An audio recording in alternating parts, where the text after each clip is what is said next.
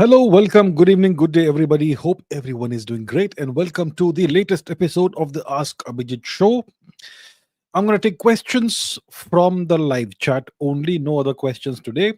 So let's see who all is there on the live chat. I can see Rutvij Majumdar, Lost Child, James, Shashank, Dheeraj, Pranav Soni, Nikhil, Red, Batman, Divya, Parijat, Chandan, Ranveer, Maipala, Panendra, Divya, Broken Inside, Abhishek, Srivastav, Shankar Bhandari, Karan, Masant, Shravani T, Rajat Duhan, Yogesh, Feminist Slayer, Shri Balram Putin, Geopolitical Dubey, Vivekananda Panda, Akanksha Singh, Abhijit Chavda Light, Vampire Killer, Zubon Izung, Anand Sutram, Avinash, Raghav Sisodia Rajput, Raghuvir Solanki, Chetan, Anantapai, Dhanendra Singh Yadav, Mr. Manik, Karan Masand, Gautami, IYKYK, Divya Pritam Sharma, Chetan Aradhya, Hitesh Singh, Rajil Khare, Rock, Zubon Izang,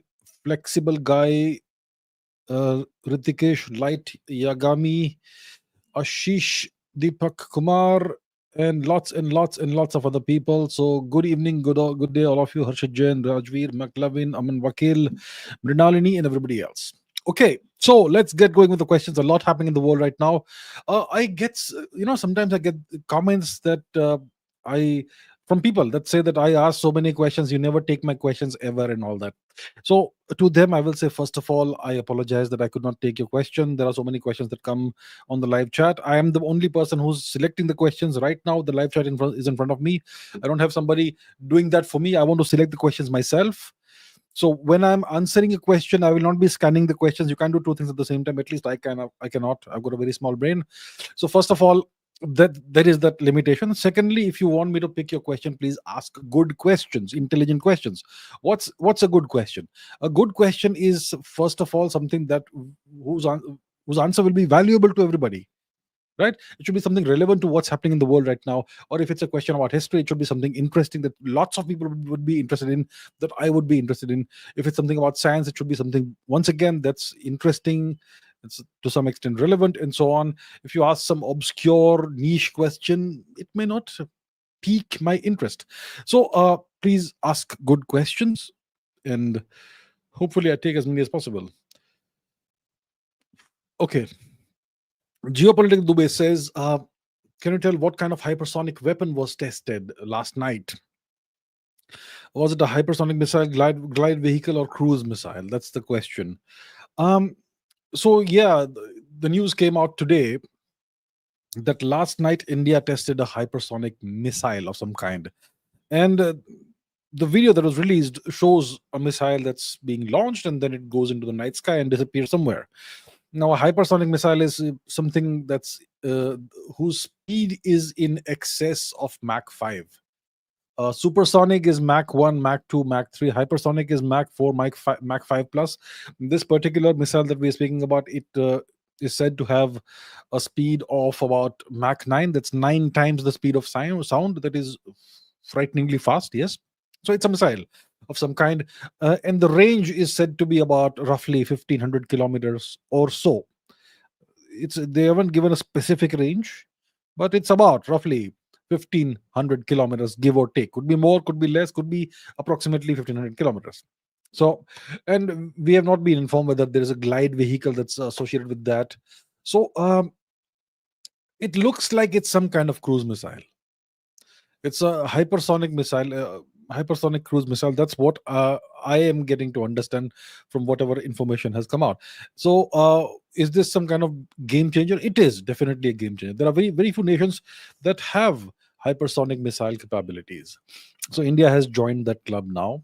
And apparently, this is the third test of that missile. So, it's been tested twice before, and it's going to undergo probably more tests before it gets inducted into the armed forces. Uh, so that's what I can tell you. And hypersonic missiles are incredibly difficult to intercept, almost impossible to intercept. There may be like 3-4 countries maximum in the world that have the capability to try and intercept hypersonic missiles. For most nations, you simply can't do a thing about hypersonic missiles. For example, the UK doesn't have the ability to intercept hypersonic missiles.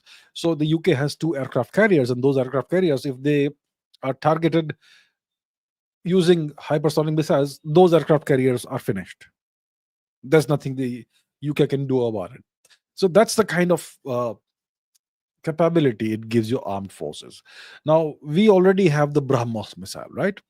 Uh, the BrahMos missile has a variable range. It used to be 290 kilometers back in the day. Now it could be, well, whatever it is right now. Okay, it's much more than 290 kilometers, and it's got a speed of Mach 2. Mach 2 is twice the speed of sound, and the BrahMos is a pretty hefty missile. So it's a kind of missile that even if you don't put a warhead in it, just the impact of the missile can cut a ship in half.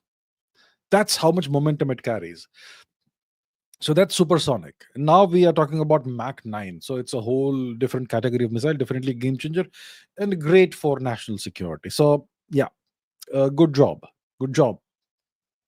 Okay. Broken Inside says Mike Tyson fight scripted. Look, I tried to watch the Mike Tyson fight. First of all, Netflix did a terrible job of broadcasting it live. Okay, it was like lagging all the time. Terrible experience, horrible experience.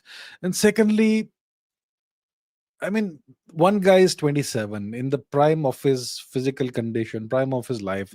The other guy is 58, like more than twice the age of the young guy.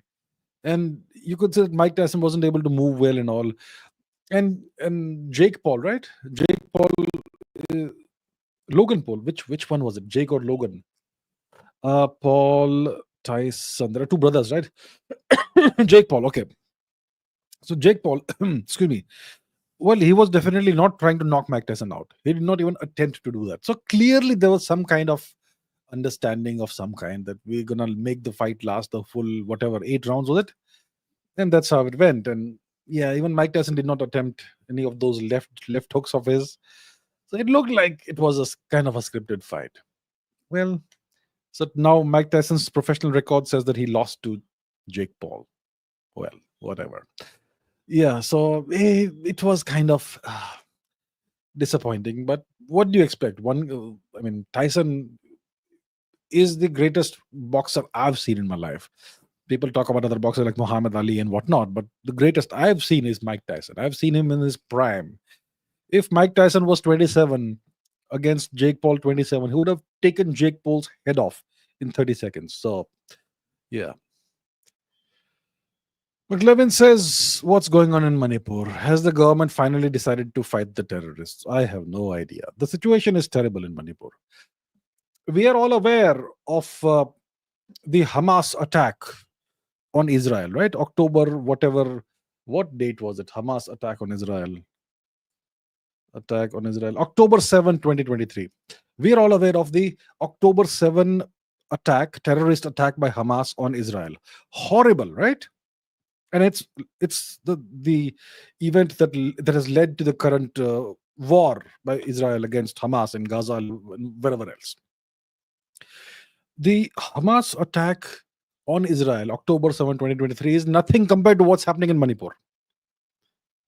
What's happening in Manipur is terrorism by foreigners who have infiltrated into India and who have captured Indian territory.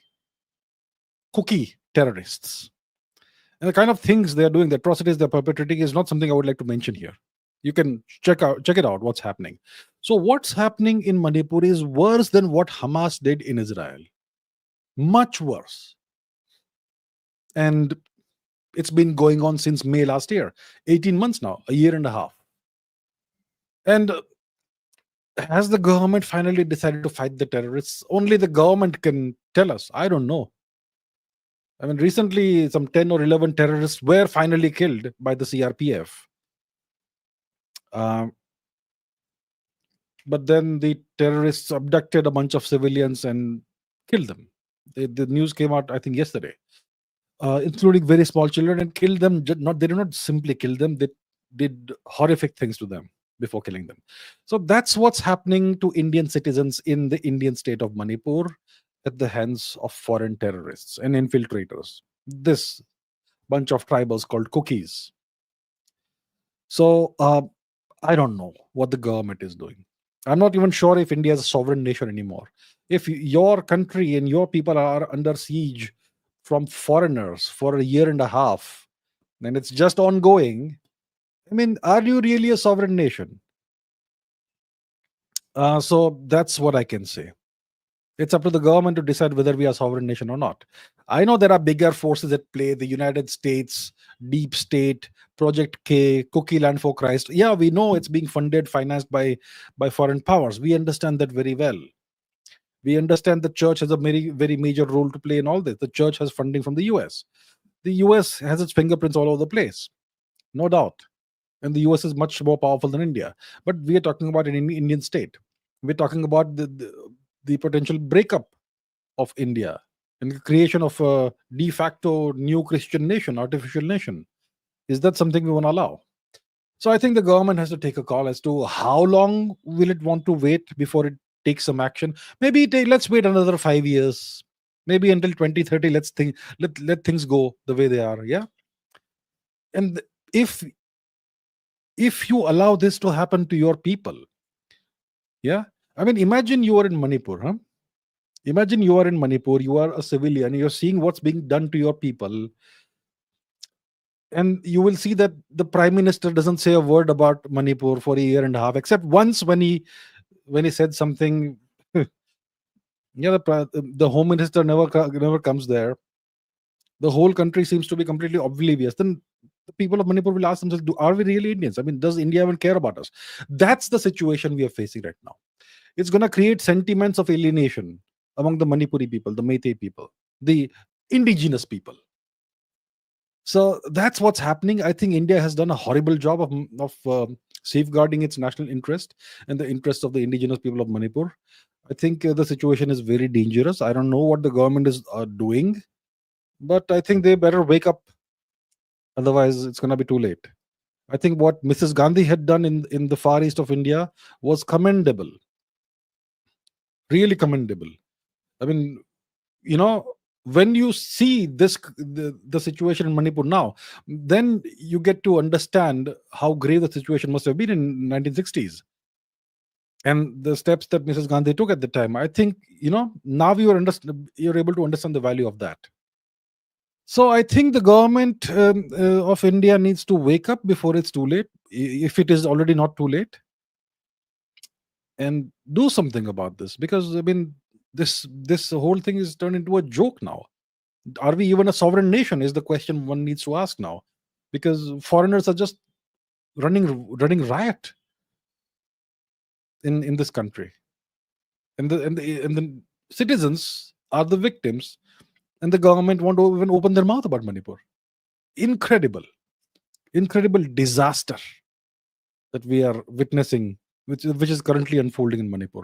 Incredible. I think it's shameful, the situation, really. Okay.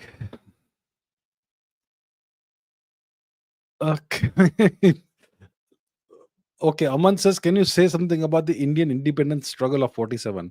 The Indian independence struggle did not start in 1947. It has started probably 1,000 years ago when the Turks started invading India. It's a long, long story. But if you want to talk about the independence struggle against the British, the first war of independence happened in 1857, 90 years before 1947. And we eventually achieved what everybody believes to be independence in 1947.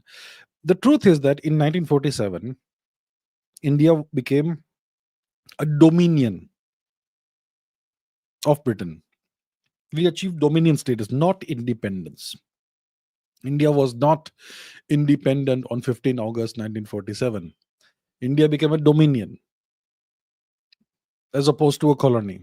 And then in 1950 or whenever it was, please look up the dates, I don't remember, we became a republic. And some people say that there may still be secret clauses in the agreement between India and the UK, which technically means that India is still somehow under the UK. I don't know. Some people say that. Not sure. Not very sure about that. Some very reputable people say that. So yeah, I mean, look, the independence struggle is such a gigantic, long chapter of Indian history.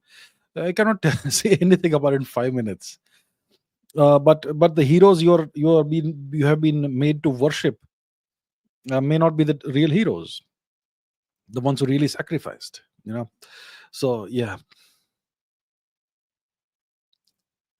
Okay, Shri Balram Putin says, you said idolizing entertainers, film actors, etc. doesn't make sense. Well, yeah, I said that, and I stand by what I said. And neither sports people. Well, sports people are simply gladiators who fight in an arena.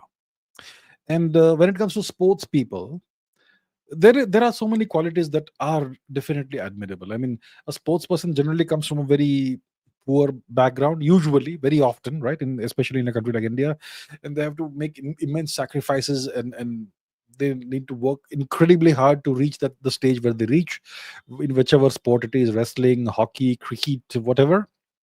So yeah, that personal struggle, the determination, the hard work, all that is definitely something that is worth admiring, no doubt about that.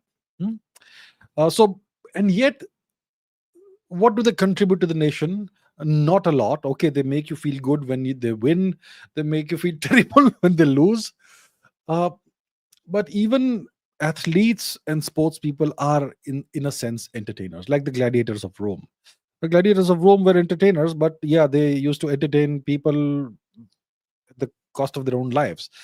Um, but who who is it that genuinely can serve as role models for society is essentially the question, right? So for film actors and entertainers, sports people, don't idolize foreigners. No, I have never said don't idolize foreigners. There are lots of foreigners worth looking up to. uh, but then the question says, apart from two three great people in Bharatiya history, we don't know anyone. That is essentially the conundrum that lots of Indians face. See, in a country like India, modern day Bharat, modern day India, who is it today in Indian society, in the public domain, in the public sphere, that is worth idolizing? Who are the role models today? Are those politicians role models? Apart from one or two very rare politicians, I would say a large majority, not all. Okay, let's put it that way. Not all, but a large majority of politicians allegedly are crooked and allegedly are corrupt. Allegedly, I think everyone understands that.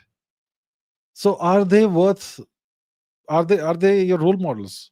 Are they worthy of becoming role models? They're not.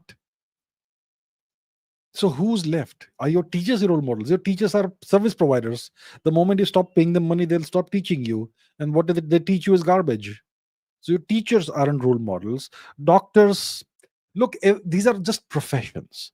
But a person who is a role model is somebody who goes above and beyond what ordinary people are able to do, and they serve society in an enormous way. So if you look at Indian history, who are the great people that India produced, that Bharat produced, past 2,500 years?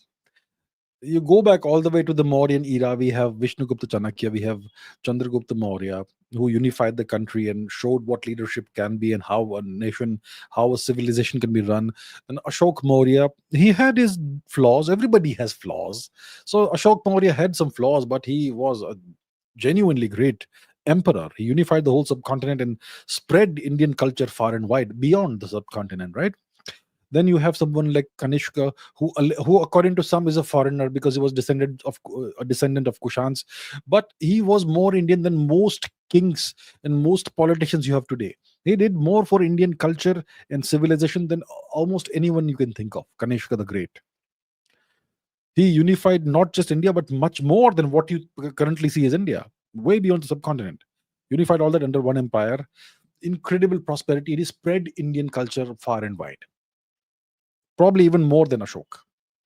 Eastwards, um, specifically, Kanishka. Then you have the Gupta emperors, multiple Gupta emperors. I can name a couple: Kumara Gupta, Chandragupta, Skanda Gupta, Samudragupta the Great, and so on. Then you have the Cholas, Rajaraj Chola and his son Rajendra Chola the Great, incredibly great emperors. Then you have the Marathas, you have Chhatrapati Shivaji Maharaj. So you have a lot of people in Indian Bharatiya history who are genuine role models. And of course, if you go back to the Bronze Age or whatever, way in antiquity, you have Lord Ram, Lord Krishna, Sri Ram, Sri Krishna, two of the greatest humans who ever lived, and whose legacy is still alive today in some way or the other, right? So these are the people you can idolize. But in today's modern Bharat, in today's modern India, who's worthy of idolizing? Tell me. They are film actors? No, no, they are entertainers. They will, Indians, they see there is a certain actor play a certain patriotic role, and they think, oh my god, this is a great patriot. Let's idolize him. And then a few movies later, he's playing some other third-rate role. So then they get all disappointed and disillusioned, and they say, like, oh, you have betrayed the nation and all. No, man, it's not like that. They're entertainers. So stop idolizing entertainers. Okay, film, sports people, they are also entertainers in a sense. You can idolize certain qualities that they have. You can use them as role models for certain qualities: the hard work, the determination, persistence, all that, but not more than that. They're just, apart from that, they are nothing special.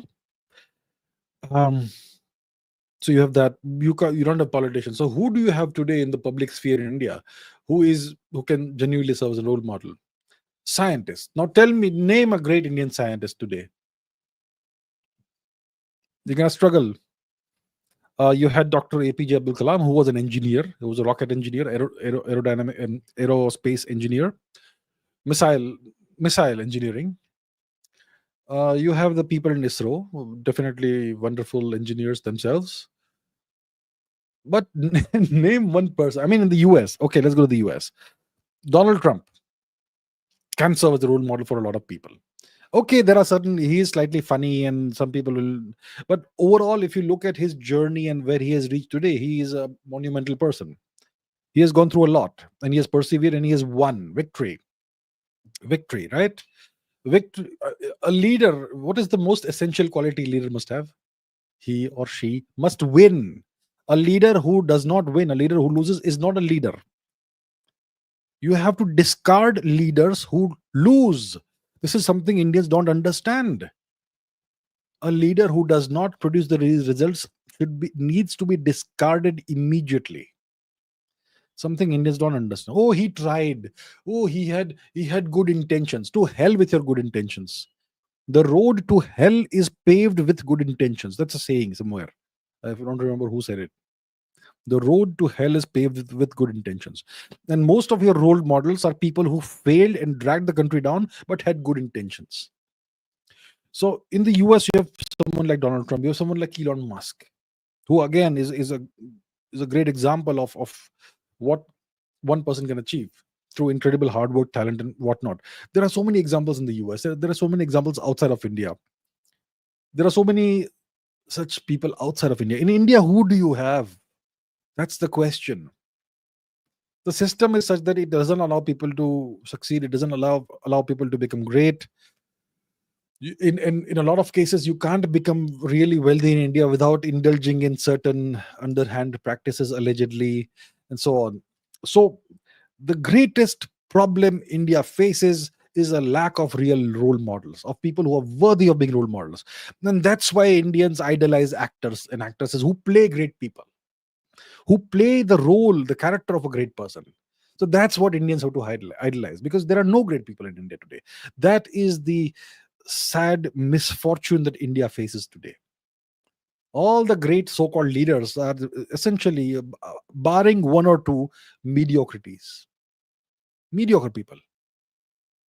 So that's the sad misfortune we face. So look, what I would say is, it's okay to look up to people who are not Indians. It's okay to look up to Indians who are dead and who lived in the past, maybe 2000 years ago, maybe 5000 years ago, doesn't matter. Make a list of people who you genuinely admire from deep inside, and try to live up to, and then ask yourself, what are the qualities that I admire about so and so person, so and so person, so and so person, and then try to live up to those qualities, because that's what genuinely resonates with you deep inside. That's what you need to do. And hopefully in the future, some of you, my viewers, hopefully some of you will go on to be genuine role models. I hope so.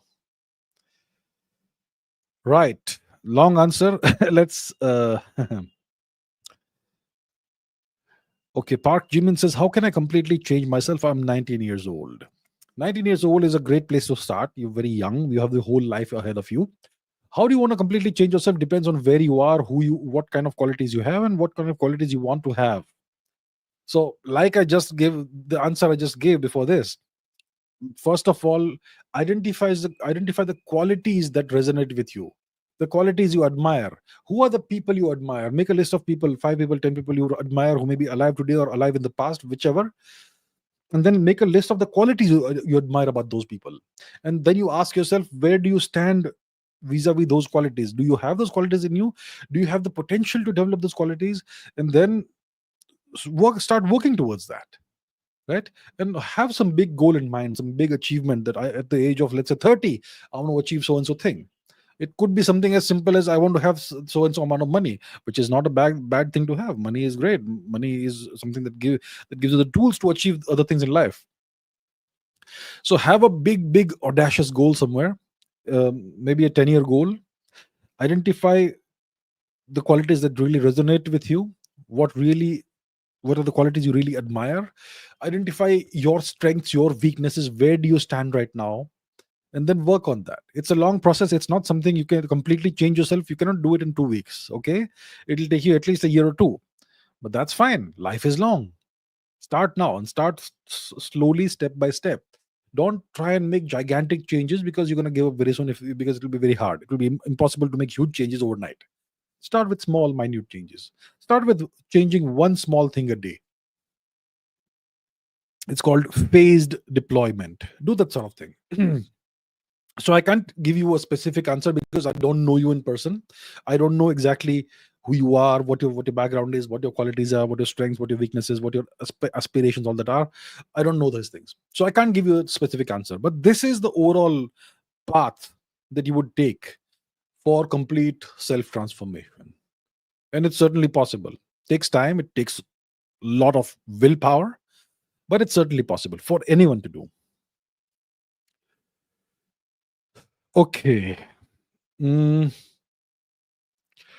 Mansa Reddy says, what's your opinion on Sadhguru? He's spreading Sanatan Dharma. Young people follow him, and he has international reach and supports free temples. As a Hindu, do you do any sadhana or mukti for mukti? Um, what's my opinion on Sadhguru? Look, I don't really know much about his philosophy, etc. I I know that he is extremely popular, extremely famous, and he does support free temples, and also I think that's admirable that he's supporting free temples and whatever else he does. Apart from that, I don't know a lot about his philosophy or what he teaches, and whatever uh, philosophical or dharmic specific path he is on. So I would not be able to comment on that. It's not something I have studied or paid a lot of attention to. So beyond saying what I just said, I don't know what to say because I'm not aware. I'm not an expert, and I'm certainly not somebody who has studied his teachings and his philosophy. But overall, what he's doing is obviously great. Uh, all the projects and initiatives that he supports obviously are good causes, excellent causes. So I really appreciate that. And if he is bringing more awareness about dharma, about Hinduism across the world, then great. What else can we ask for? So overall, I would say great. Right? As a Hindu, do I do any sadhana for mukti? No, unfortunately, I don't do any sadhana. Um, I'm I haven't had the time to do that. I don't do any such thing, any such sadhana as such.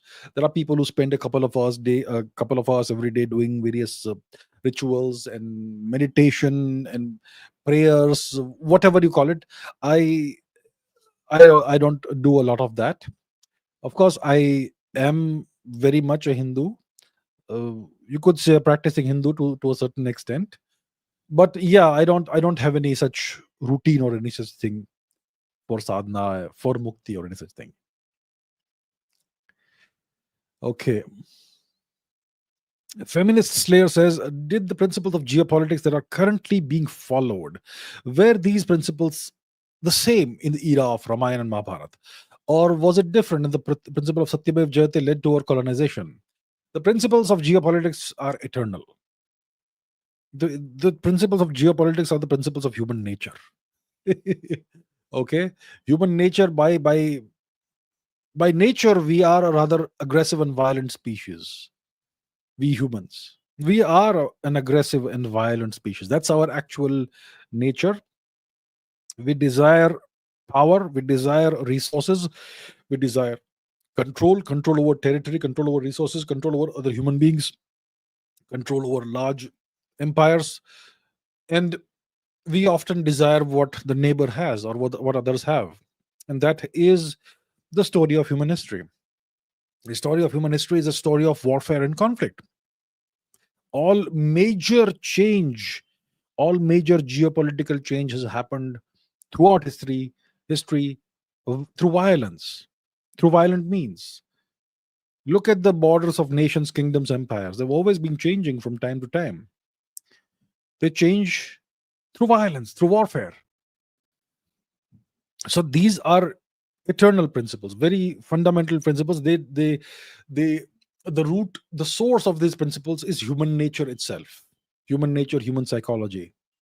That never changes. So the principles of geopolitics are have always been the same. And you will see the same things at play in the Mahabharata, the same human nature at play. You have examples of deceit, of treachery, of jealousy, of cruelty, and so much more. All of that, the things that you saw in the Mahabharata, you will see the same thing happening today. So the principles of geopolitics are unchanging.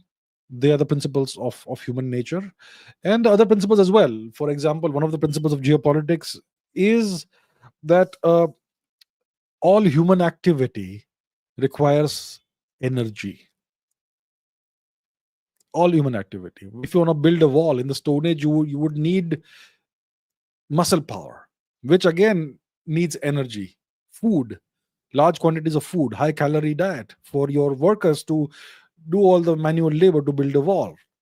Or if you want to go and fight another tribe in the Stone Age, you still needed muscle power, which needs high calories and energy. Then later you would use horsepower and elephant power and bull power and whatnot. Later you would use petrol and diesel and then nuclear power. So it all human activity of any kind requires the expenditure of energy. And the side that is able to, if there's a conflict between two sides, the side that has access to more energy and is able to deploy more energy more efficiently is the side that's going to win.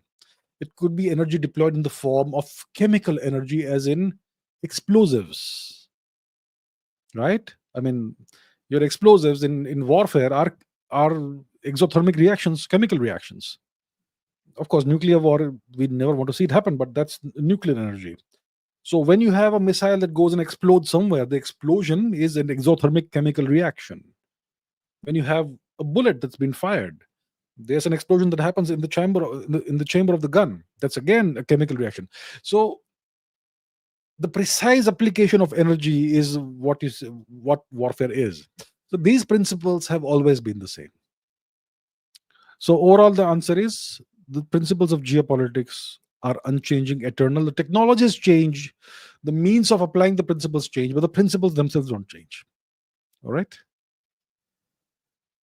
Okay. Geopolitical Dubey says, what do you think about President-elect Trump's cabinet? Anything good for Bharat, and what can Trump achieve in 4 years, and how much can he damage the bureaucracy? It's another variation of asking me how much, to what extent has he kissed the ring? Look, his cabinet is interesting. Uh, he has the Department of Government Efficiency, DOGE. The boss of DOGE is going to be Elon Musk, and his number one minion will be Vivek Ramaswamy, which is interesting. So essentially, what will happen is that Elon Musk will take much of the credit, and Vivek will do much of the work. You've seen that movie, Harold and Kumar Go to White Castle. It's a stoner movie from the 2000s in which there are two friends. Okay, there's Harold, who is a South Korean guy, and there's Kumar, who is an Indian guy, and they're both American citizens. They live in the US, and they're both, and Harold, they're roommates and good friends, and they are big aficionados of weed, that is ganja. And Harold is this guy who works in some company, law firm or what sort of company, and he's this extremely efficient guy who's very hardworking. And his white colleagues, they keep on dumping all of their work on him and scaring him that, if you don't do the work, then there'll be consequences. So he ends up doing all the work, and they end up getting all the credit. So there could be a situation in which Vivek Ramaswamy may do a lot of the work in Doge, but Elon Musk may get a lot of the credit. And Vivek has this big personality, but that doesn't work with Elon Musk, right? Because Elon Musk is the alpha dog. There can only be one alpha dog in an organization. So there's going to be at some point in time some kind of clash, possibly between the two, because Vivek also is an extremely ambitious person. He wants to advance his career, political career, and all. And Elon Musk has an agenda entirely all of his own.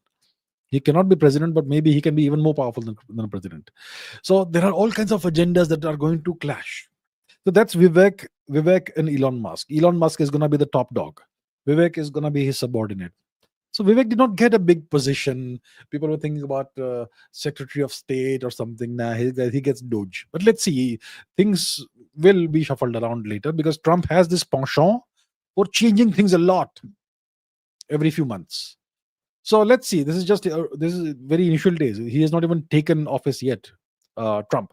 So there is that. Then Tulsi Gabbard is the head of all the spy agencies. Good God, that's a powerful position she's been given. Tulsi. She until recently was a Democrat, but she's always consistently had a very patriotic position. She's served in the military and so on, and so she has been given a very powerful position, the head of all the spy agencies. That's good. Robert F. Kennedy Jr., RFK Jr., has been given. He probably will have some kind of role to play in healthcare, and he'll try and make America healthy again, that sort of thing. And who else do we have? Who's the Secretary of State? Who's the Secretary of Defense? I'm not sure. I'll keep an eye on that. So overall, is forming a pretty interesting team right now. Donald Trump. The inner circle is Elon Musk, RFK Jr. I'm missing somebody, I'm sure. Elon Musk, RFK Jr., Tulsi Gabbard, Vivek Ramaswamy. Of course, the vice president is there. And so on. So I think overall it's an interesting team is forming. There's a lot of hope right now in the US, a lot of optimism right now in the US. What can he achieve in 4 years? I think he's going to achieve a lot this time in 4 years, because this time looks like the deep state is kind of okay with him. I mean, Elon Musk is deep state, in case you don't know. But Elon Musk has kissed the ring long ago. That's why he's so powerful and he's able to succeed so much. And of course, Elon Musk, whatever he is doing is extremely, it's vital. for US geopolitical interests, whether it is space exploration, SpaceX, which makes the US a hyperpower once it starts colonizing Mars. Incredible. Elon Musk is the guy who makes this happen. And then there's Starlink. The Starlink satellites, the constellations is putting out all across the all across Earth orbit. I mean, that's gonna give the US. I think the Starlink satellites are gonna have certain capabilities that are not advertised. So it's gonna give the US the ability to surveil, monitor the entire planet all the time. So Elon Musk is super powerful. I think he is even more powerful than the president of the US. And Elon Musk also has, I'm sure, his own agenda of some kind. Probably his end game is to become the king of Mars, perhaps. Let's see. uh, but all of this is good for the so-called deep state because it makes them more powerful. And of course, the Democrats have really run the US into the ground, the economy and all that. So all that will be repaired. I think Vivek and Elon Musk through DOGE are going to significantly trim down the fat of the bureaucracy, which is actually going to end up making the US bureaucracy a leaner, meaner machine, way more effective than it is right now. Why would the deep state be unhappy with that? Right? So I think they're gonna transform things a lot this time in the next 4 years. Um, yeah, so this time I think Trump will achieve a lot. He's gonna be allowed to achieve a lot. Okay.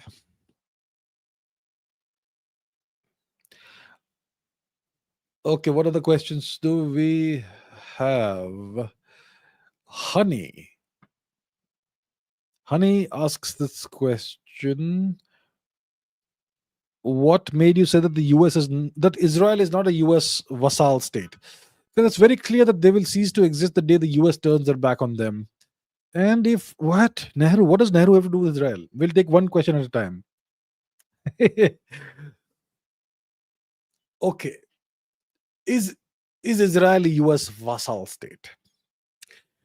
Okay, let's understand what a vassal state is. Hmm? A vassal state is a state that is politically subservient to a more powerful nation. And you can be politically subservient in a number of ways. But essentially, you are subservient. You do what the big guy says. Okay? And the big guy will always remind you and make you perform things that constantly remind you of your subservient status. Japan is a great example. Japan is a US vassal state. It has more than 130 US military bases on its soil. How many US bases does Israel have? Yeah. Japan doesn't have a say in the direction of its economy. Its economy was ruined by the Americans 1980s onwards through the Plaza Accords. Japan doesn't have an independent foreign policy. The same can be said about Germany or Italy or South Korea. The same that I just said about Japan. These nations, they do what the Americans tell them, and they don't do what the Americans don't like. These nations are subservient to the US. The US is the boss, and these nations do as they're told. All the EU nations do what they're told. All the NATO nations do what the Americans tell them to do. They dare not cross certain lines. Now, is that the relationship you have between Israel and the US? Yeah, you're right. Israel will cease to exist if the Americans turn their back on Israel. But does the US ever turn its back on Israel? Do you know Israel once wiped out an American battleship? Okay, the Israelis once took down an American warship, missile strike. Did the Americans say a thing about that? Can Japan or Okay, let's Google this in case you say that where's the source? Source, please, sir. Let's Google this, okay? Because some people will say that you just pull things out of thin air. Israel destroyed US warship. USS Liberty incident. Okay, the USS Liberty was a US Navy technical research ship, a spy ship. It was attacked by Israeli Air Force jet fighter aircraft and Israeli naval navy motor torpedo boats in 67.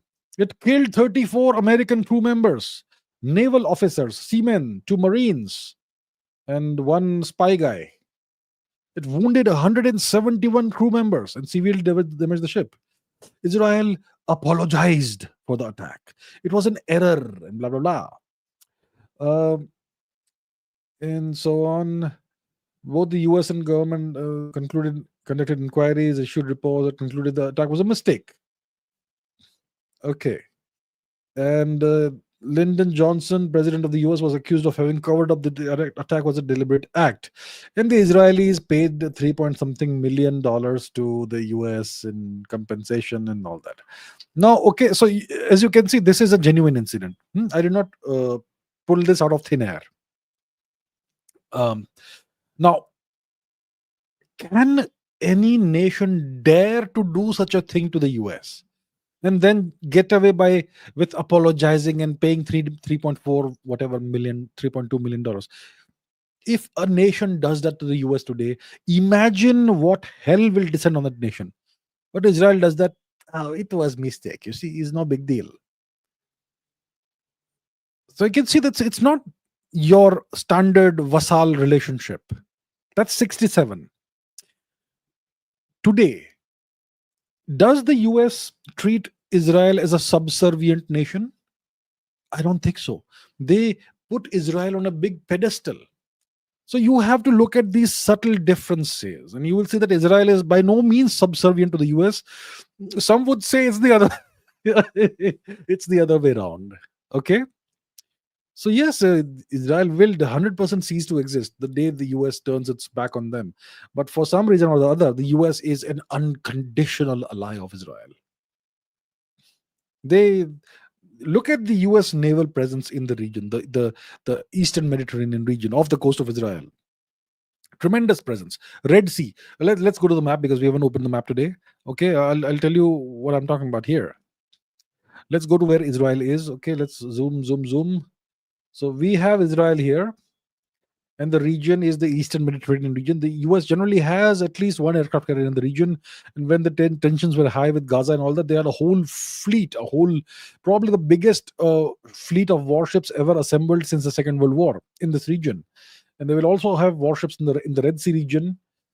All of these ships, all of these assets, their objective is to safeguard Israel and its national security. So the US acts as a benefactor, almost as if Israel is the dominant power and US is a subservient state. Some would say it that way. So I completely disagree that Israel is a US vassal state. Absolutely not. They have a very special relationship. What kind? I'm not sure. But definitely not a master-slave, master-vassal relationship. Absolutely not. Look at the way the Americans treat Pakistan. Do they treat Israel that way? Absolutely not. Very different. Okay.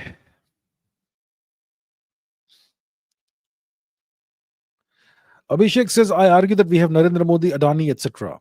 In what context are you arguing this? You have to give some context, right? Are you talking about role models? Well, you can decide who your role models are. Entirely up to you. It's up to you to decide what standards you want to have. I'm not saying that I'm not passing any judgment on your standards. Narendra Modi definitely is probably one of the greatest, if not the greatest prime minister we've had.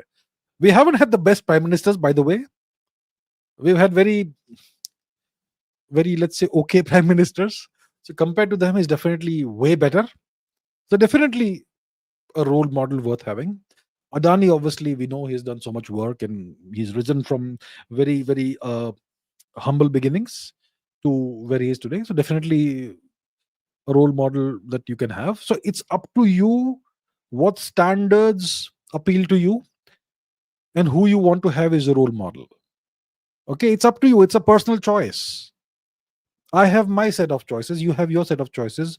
We may agree sometimes. We may disagree sometimes. There may be some convergence, some divergence. But my point is, in a nation like India, you should have an abundance of people you can look up to. And that is not the case in India. India is starved of role models. That's the point I'm trying to make. Please understand, sir. Okay. Shri Hari Nair says, my opinion on the Indian cricket team not going to Pakistan for the Champions Trophy and Pakistan taking this matter to US bureaucrats. I think that India should actually arm twist every single nation in the ICC to not go to Pakistan for the Champions Trophy. Make this Champions Trophy a complete flop. Of course, we should not go to Pakistan. Our team should not go to Pakistan. It's a terrorist nation. Why give them legitimacy by sending your cricket team there? And secondly, if you send your team there, what's the guarantee that they'll come back alive? You know what happened to Sri Lanka, right? The Sri Lankan cricket team a few years ago. There was a terrorist attack. At least one of the cricketers was shot, received a gunshot wound in leg or something. Fortunately, was not a life-threatening injury or a career-threatening injury, but it was definitely a gunshot wound.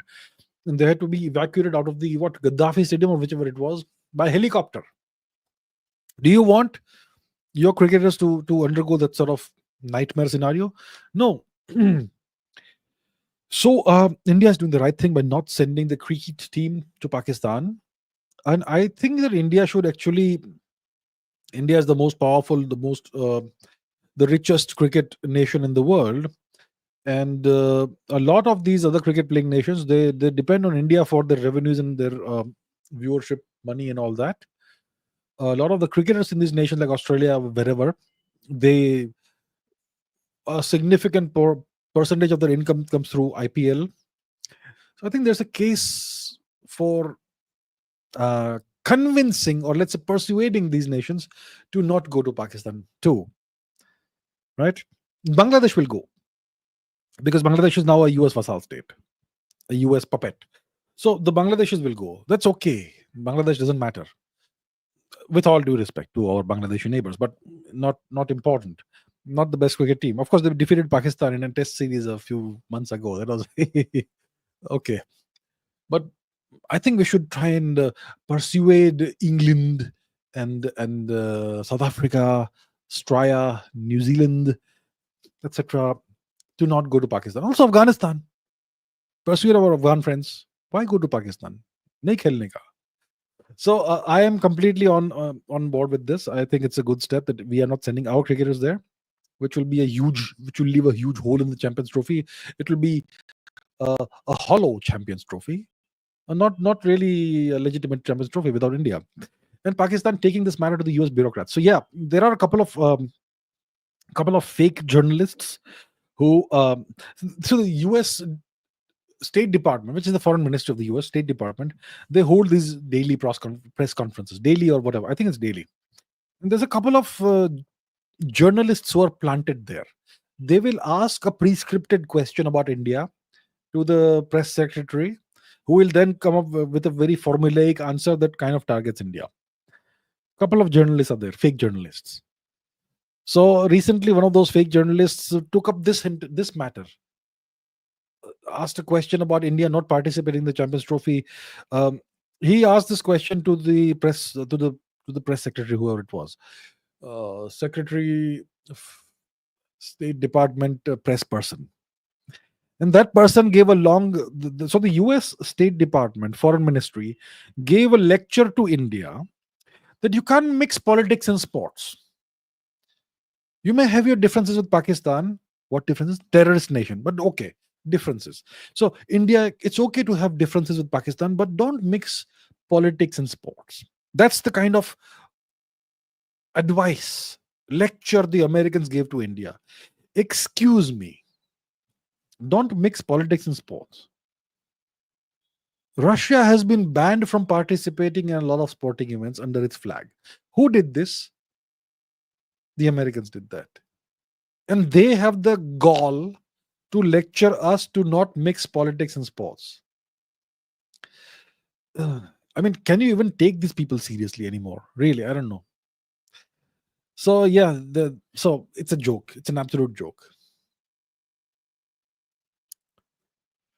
Krish says, can Indian government declare emergency in Manipur and end terrorism and corruption? Okay, I don't know what the other question is. We'll take up the first question. It's worse than an emergency in Manipur. It's worse than an emergency. Declare or not, declaring an emergency and putting a slogan, "This is emergency," will make no difference. You have to take action on the ground by making a statement. Now it is we are declaring emergency. What difference does it make on the ground? The only difference you can make on the ground is through your actions, not through your words. But I know what you're trying to mean, what you're trying to say is that we should act on the ground as if there's an emergency situation, which is, well, it's quite late for that, actually. Manipur is a complete disaster zone now. So yeah, India should act with all alacrity. The government of India has wasted a year and a half doing God knows what. Very, very, very poor performance, definitely, when it comes to Manipur. But yeah, I mean, it's still not too late. There are still lots of people who are still alive in Manipur, native people. Do something for them, I suppose. Yeah, so terrorism needs to end. The only solution is deport, evict all foreigners from Manipur. There's no other solution. There is absolutely no other solution. These foreigners have no allegiance to India, to Indian culture, to Indian territory, to the land, sacred land of India. They have no allegiance. They have no love for it. They are agents of foreigners. They pick up any religion they like. Sometimes they'll become Christians, sometimes they'll become Jews. Can you trust such people? But they will never become Hindus or any Indian religion. Evict all foreigners from Indian soil. That's the only solution. Do it somehow or the other. How to do it? It's up to the government of India, right? I mean, you are in power. It's your job to find solutions, to find difficult solutions. Otherwise, don't be in power. So yeah, something needs to happen. Something like, drastic action needs to happen. Okay, Puchun, or whatever it is, says, is Israel supporting the terrorism in Manipur? I see the flag of Kuki National Army and many soldiers in the IDF who were Kuki Jews made videos making derogatory remarks against the chief minister of Manipur and against the... Yeah. It's a complicated question. Is the government of Israel supporting terrorism in Manipur? There is no evidence that the government of Israel is officially supporting terrorism in Manipur. No evidence of that. So there is absolute plausible deniability. But what you're saying is true. A significant number of these cookies who they have decided that they're not happy living in India, so they have converted to Judaism. I think the government of Israel has helped them to officially convert to Judaism, and then they have gone and settled down in Israel and become Israeli citizens, and some of them are serving in the Israeli Defense Forces. And many of them made videos posing with automatic weapons and all, threatening the natives of Manipur, and put them on social media. Well, that's true. So those videos were made in Israel, and they threatened the people of Manipur, the indigenous people, and those videos were posted on social media. And yet making derogatory remarks against the chief minister of Manipur, and so on, all that. So those videos, some of those videos were made in Israel by Israeli citizens of Kuki ethnicity. So that has definitely happened. But that is, you can say, it's just individuals who are acting on in an individual capacity. It's not the government of Israel, right? Now, something happened recently. The Israeli government does this track 2, track 3 diplomacy, which is good with India. They invite various Indian thought leaders, so-called thought leaders, or writers, or influencers, etc., to visit Israel and to show the Israeli perspective on what's happening in the region and all. And recently, one such visit happened. Some Indians went there, and they were made to meet a Kuki rabbi.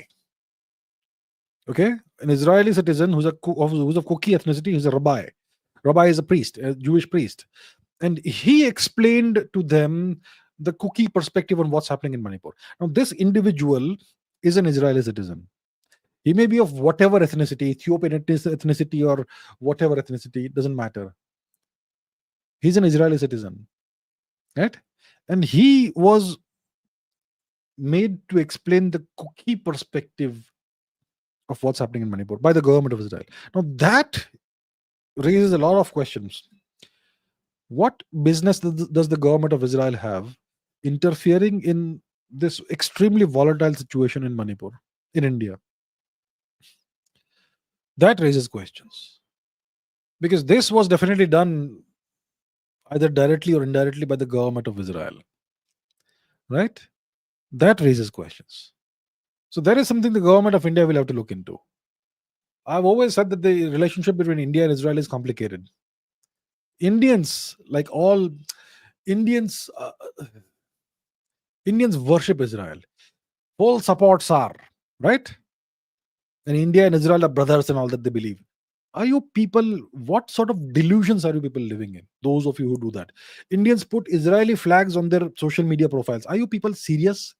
The only flag on your profile should be your own flag, no other flag. What kind of a joke is this? It goes back to the thing, right? That there are no role models in India. And India itself doesn't behave like a nation that ought to be a role model to others. But Israel does.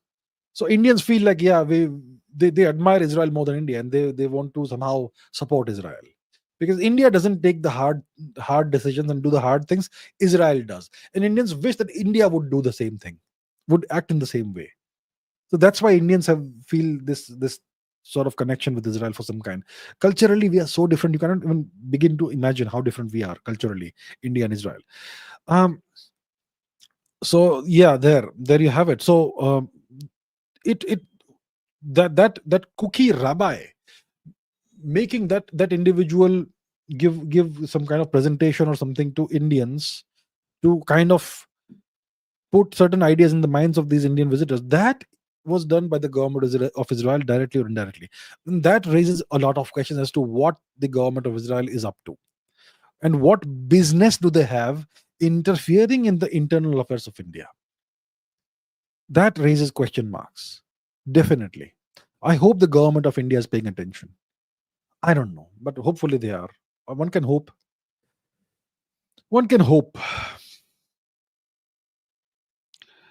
Nathan Rothschild says, what's the likelihood of Obama being Osama? And should I aspire to join the Freemasons? Next question. Seriously, I mean, I don't know how I noticed this, but okay.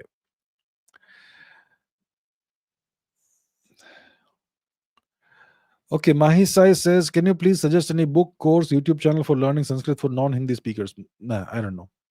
The only book I can recommend is Sanskrit Swayam Shikshak, which I have recommended in the past. Sanskrit Swayam Shikshak. It's a book in Hindi. I don't know of any book or any other resource for non-Hindi speakers. I'm not sure. There are some books in English that are available, but I'm not sure how good those are. The only good book I'm aware of is this one, Sanskrit Swayam Shikshak, but it is in the Hindi language, which is a language that even I am not very good at reading, okay? I can read English text like lightning speed, incredibly fast. Hindi, I have to read each akshar by akshar. I'm very slow at reading Hindi, but it is what it is. So that's the only good book I know. I'm very sorry, I cannot recommend any other book because I don't know of any. All right. Siddharth says, what do you think happened to Netaji? Why some classified files were destroyed by the government of India? And your thought on the secret clauses in the transfer of power agreement. Let's take the last one first. I am not aware of the secret clauses because they are secret.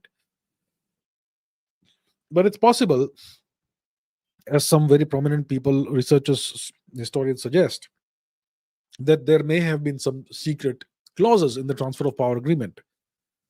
And according to those clauses, technically India may still not be a completely independent sovereign nation, perhaps. Who knows? I don't know. I haven't seen the secret clauses, so I can't say. If those are revealed, then we can speak about that. But I think there is a possibility that there could have been secret clauses. But it's only speculation because we are not aware of that. The data is not there in the public domain. Now, what do I think happened to Netaji? I think that Netaji was alive until 1985. I agree with the assessment of Anuj Dar and of Anuj Dar primarily, that Netaji was alive. And he was alive. He was known as Gumnami Baba. and he was alive until 1985. And why did he not come out and say that I'm Subhash Chandra Bose and all that? Because the West regarded him as a war criminal. And if he had come out in public and announced that I'm still alive, then the Indian government would have been accused of harboring a war criminal who sided with the Nazis and the Japanese government.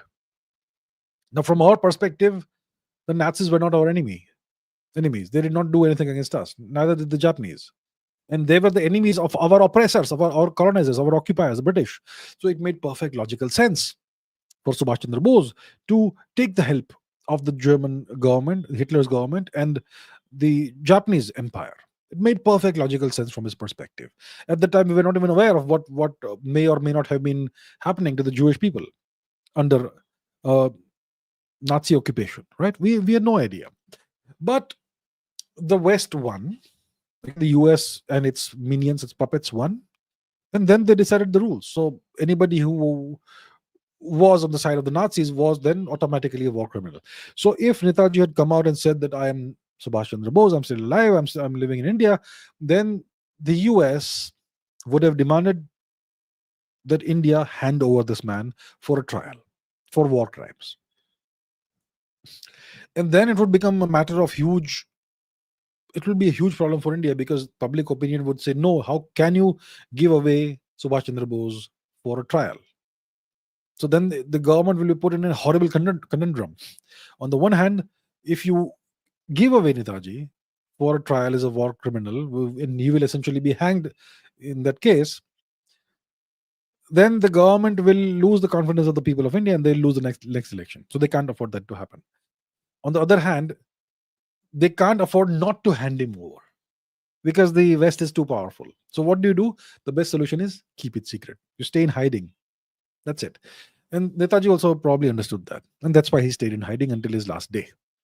Now, why is these files still not declassified and revealed to the public?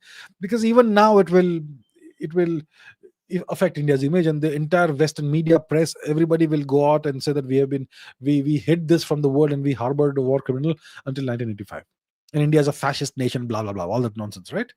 So even now, and also because we have the government of India, even including the present government, have invested so much in propping up Mohandas Gandhi as the great Indian ideal, right? Non-violence, ahimsa, all that stuff. So they have invested so much in Gandhi that they don't want then that bringing out Netaji as a rival, as a viable alternative, will kind of be counterproductive for them, because they have invested so much in Gandhi. I mean, how much they've invested. The current prime minister also makes a big show of idolizing and worshipping Mr. Gandhi. So because of all these reasons, I don't think they will declassify this. I had naively in 2014 expected that now that the BJP is back in power, they will declassify the Netaji files, but they have also not done that. So I'm sure there are good reasons from their perspective for not doing this. Why were some classified files destroyed? I don't know. The government knows better than us. I can only speculate. And what's the point of speculating? Maybe it was too explosive, revelation, the stuff, the whatever was there in that. I don't know. Miguel Diaz says John Jones is pound for pound GOAT. Say it. He's definitely one of the best, for sure. My favorite MMA fighter is Fedor Emelianenko. He must be in his late 40s now. He's kind of like the Mike Tyson of MMA. Fedor was great, but he kept on fighting. He still fights somewhere. He's still active. He no longer fights in the UFC, but he's still active at some level. I don't know why, but some people want to keep him fighting. The greatest of all time, who could it be? Is it John Jones? John Jones is a very, very strong contender for that, for sure. Who else? Georges St. Pierre, GSP. He is another great contender for that title. Khabib, I'm not sure. Khabib obviously has this incredible record, never lost, never even shed a drop of blood in the octagon. But John Jones, very close. Look, today he fought. Who did he fight today? Stipe Miocic. Stipe is what, 42 years old. John Jones is 37, 38, whatever he is. Stipe is older. And Stipe looked confused. I watched it live. Stipe looked confused. He was not even moving. He was so confused. He was afraid to go ahead, and if he would do a jab, then he'll quickly come back, and He would not follow it up and all. So it was a rather easy win. It ended with a liver shot. Um, so I think John Jones is pretty close to being the GOAT, greatest of all time, but I'm sure there are other contenders.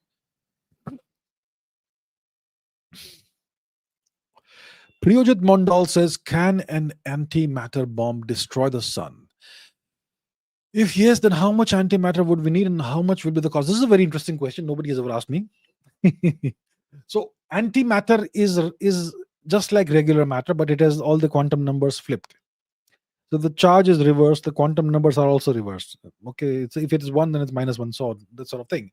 So antimatter, so your regular fundamental particles, matter particles, have antimatter counterparts. The electron has the positron. Electrons in the regular world, they have a negative electric charge and a certain amount of mass. Positrons have the same mass but the opposite electric charge. And then you have antiprotons, antineutrons. Even neutrons are negative neutral, but they have an antineutron and so on. So that's how it goes. That's antimatter. So when matter and antimatter meet, they annihilate each other with a gigantic release of energy, and the energy that is emitted it follows this good old relation, E equals mc squared.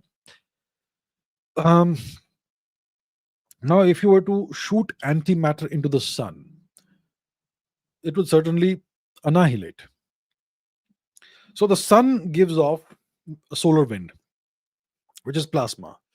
So if you shoot antimatter, let's say a gram of antimatter, towards the sun, it will come in contact with the plasma, it will blow up. Boom. So once it comes in contact with cumulatively a gram of plasma, it will disappear in the form of energy, primarily photons. So to destroy the sun, you would have to essentially send antimatter all the way into the core of the sun, and a significant amount of antimatter, and then it will explode, annihilate. So I think you'll have to do some calculations, but it is not a trivial amount. If you send an Earth-sized amount of antimatter into the sun, then it could definitely seriously disrupt the star, but probably not destroy it. Disrupt it, but not destroy it. What about Jupiter? Even Jupiter is not even 1% of the mass of the sun. So maybe 0.3 or 0.4% of the mass of the sun, Jupiter. A Jupiter sized amount of antimatter, if you slam it into the sun, it will certainly explode, come in contact with the solar material, explode, disrupt the sun, cause all kinds of perturbations, but it still won't destroy the sun. So I think roughly to destroy the sun, you would need to use antimatter that is of the order of magnitude of at least 0.1 solar masses, if not of the order of magnitude of the sun itself, the solar mass itself. That's what I'm doing. I mean, I'm not doing any actual calculations. I'm just doing it, back of the envelope of my mind. But I think you would need the amount of antimatter that's roughly equivalent to the mass of the sun. I'm not sure where you would find that. So yeah, it's very interesting question actually. This kind of question should actually be asked in physics exams to gauge the amount of creativity and the kind of conceptual hold grasp you have on physics. It's an estimate you're asking for, not exactly how much antimatter, which is very interesting. So great question. Maybe I'll actually do some calculations and come back with this next time.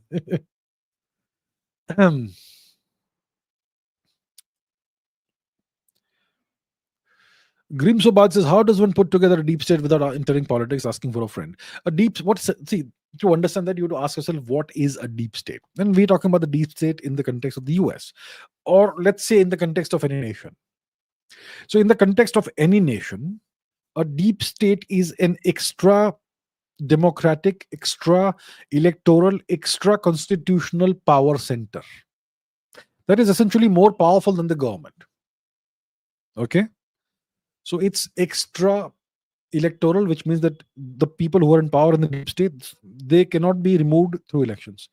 Extra democratic means, again, the democratic process. They cannot be removed through the democratic process because they're not elected democratically. They are a power center outside of the democratic and electoral process. And again, extra constitutional because the constitution has no mandate for such a power center, but it still exists. So it is something primordial and ancient, probably something that kind of predates the electoral system, or maybe was constructed outside of the electoral system. For example, if you have a bunch of very rich people who can buy off all your members of parliament, then they are obviously automatically more powerful than the government. If you can buy, if they have the power to buy enough MPs, then they can run the government by proxy, by remote control. And generally, one person can't do that you need to have a small number of people who act together in concert to do this. So that's essentially what a deep state is. And they control not just the MPs or whoever is in parliament or in the House of Representatives or whatever. They also control industries and the economy. So to put together a deep state, you need to be incredibly wealthy and incredibly well connected. So tell your friend, to put together a deep state, you need to assemble a group of people, a small group of people who are so incredibly wealthy they can buy the entire government, the MPs or the whoever it is who sits in whatever parliament or whatever you have, and they should also be wealthy enough to control entire industries and essentially much of the economy. Then you can put together a deep state using those people. They would be the deep state. Hypothetical mind says, why did Indic languages not evolve like other Proto-Indo-European languages like English, Spanish, French? Who says Indian languages haven't evolved? Are you saying that English, Spanish, French are more evolved than Indian languages? Is that what you're saying? I mean, is that the assumption or the implication that you're giving here? That English is more evolved? Or are you saying that they have evolved differently? I'm not able to understand what the question is. If you're saying that English, French, Spanish, etc., are more evolved than Indian languages, then I would like to ask you, what is your definition of the term evolved? And if you're saying that why did Indian languages evolve differently, well, the answer is very simple: because of the different geographical location, different context. So I think you need to phrase that question better. Probably, I'm sure you're asking a good question, but I'm not able to understand exactly what you're asking here.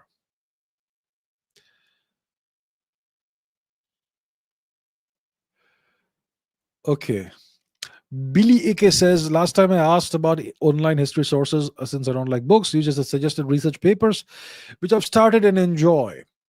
Any credible publications or conferences you suggest? I'm not somebody who regularly follows conferences, and I'm not sure if there's any specific publication that I would recommend. When I'm researching history, I don't look at a specific journal and look inside that.